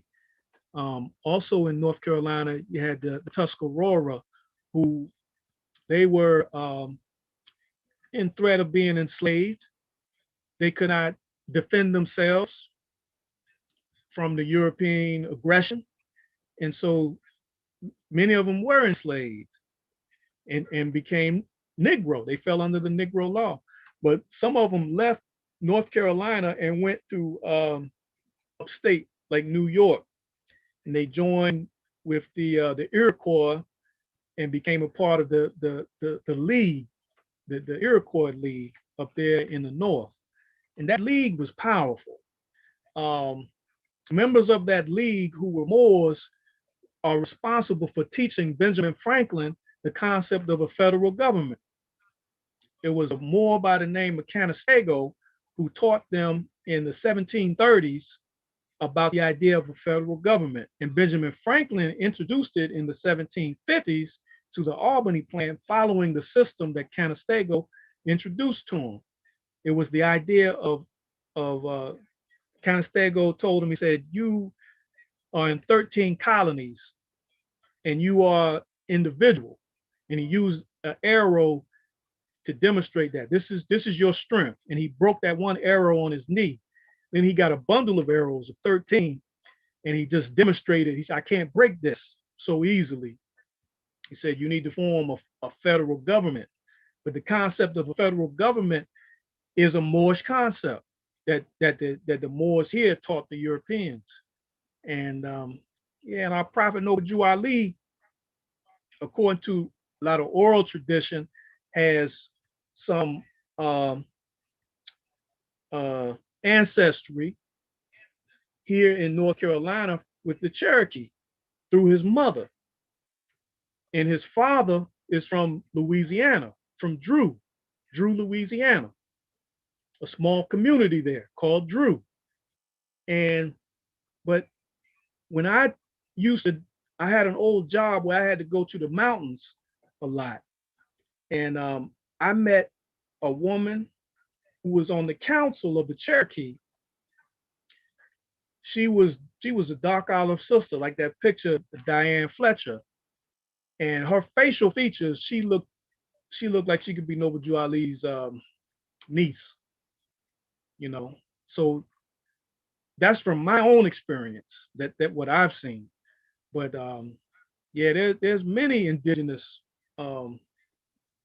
remnants of nations here in North Carolina, Islam.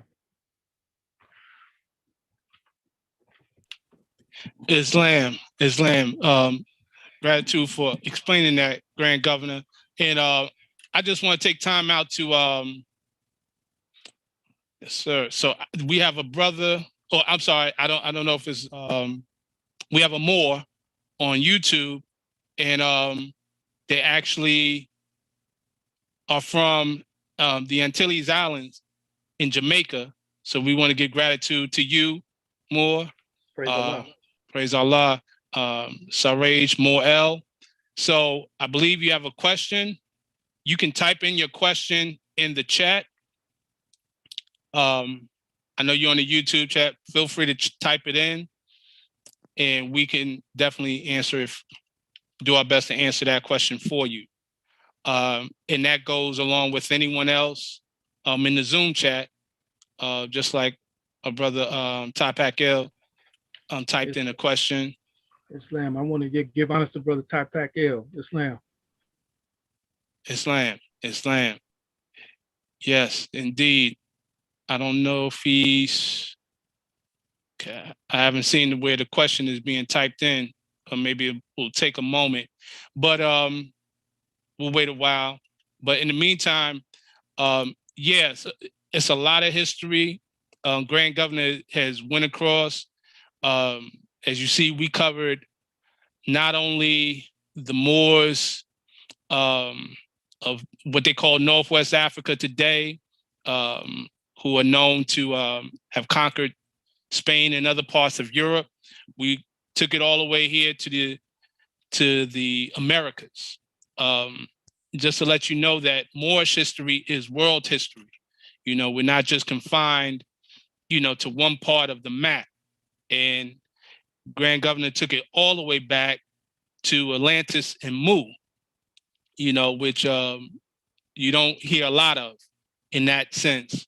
So definitely grateful for Grand Governor Robert Stonell providing that information. If there are no other questions at this time, then once again, Sister Lisa Mitch said, time appreciated. We appreciate you for spending time. And we appreciate all of you for taking the time to participate in this Moorish History Conference. So with that, we had initially intended for, be remiss if I did not mention Assistant Grand Governor Robert Pagel, who was supposed to be on, but was not able to get on to my recollection. But all is well. He's with us in spirit. Islam. And I would like to, at this time, Grand Governor, would you like to say anything, any final words before we conclude this conference? Oh, I'm sorry. Look, I got the question. The question came in. Let me ask it. All right. It says the map that the Grand Sheikh drew up, I noticed that when it came to the Antilles, it was green in the northern region and yellow in the southern. Does that mean that the border of Atlantis ran down the, I guess he meant to say ran down into that region? So yeah. Yes, sir, brother. That's a good question. You know, that's going to be a portion where I'm going to have to get the Grand Sheikh, the Supreme Grand Governor, to answer that question. That's a master question. That's an excellent question, brother. And I will have to research on that. If you can, please leave your contact information in your chat, and I will strive to get that information for you ASAP, as soon as possible. Islam. And what I will do, and gratitude for that question. That's an excellent question. Great question. What I'm going to do on my end, let me just type this in the chat for the email. I mean, for the YouTube. I'm putting in, that's my email address, shem.ill9@gmail.com. And I'd be happy, we'll get the correspondence from the originator of this map, who is Supreme Grand Governor Jerome Graham Bay out in Baltimore. And we'll get that answer for you, definitely. Says the demarcation line, they're asking, the demarcation line to the region, okay, ran down the demarcation line to the region, in the jurisdiction of a Mexim was dominated. Okay. I'm not quite officially understanding that part of the question that you put in, but what you can do, that I know this is all in time with the map. So in my email above, my Gmail account, you can feel free to just give me that question in its entirety, and I will forward that to the Supreme Grand Governor who put together this map, and we'll get that clear for you. Absolutely. Appreciate you asking that question. That's an excellent question. Let me see here. Any other questions at this time from anyone? All right. Well, again, want to truly thank each and every one of you for getting on here. I did cut you off, Grand Governor, so my apologies. Any final words you want to speak? Oh, brother, man, I just to reiterate from what, how you opened it, from what shall we call them, that's what we're doing. We're attempting to do that, to do what the prophet instructed us to do. And I thank everybody for coming on. We're, as the prophet said, looking into the history of the founders of civilization. and seeing who they were and where they stood in the building of the present civilization, so that we won't be separated anymore from the illustrious history of our forefathers and foremothers, who are the founders of the first civilization of the old world and the new world. And I just want to thank everybody for their involvement. And, we look forward to doing this again. We look forward to learning from each other. We should have a community where we share knowledge. And I'm just grateful for everyone participating. Thank you, Sheikh brother. Islam, Grand Governor. Thank you. And thank each and every one of you. Again, we thank you for your time. Islam, Sheikh Irina, White Bay, thank you for joining us. We'd like to thank everyone once again for your time. We appreciate you taking time out. We're looking to do this more of these types of events, virtual events. A lot of preparation. I just want to put this out. A lot of time and preparation and research is put into this. So we would be truly grateful and appreciative for those who find it in their heart, who found value in this. If they want to donate so we can keep this going, you can scroll up and you'll find that you can donate via PayPal. And the PayPal email address is stone_l@hotmail.com.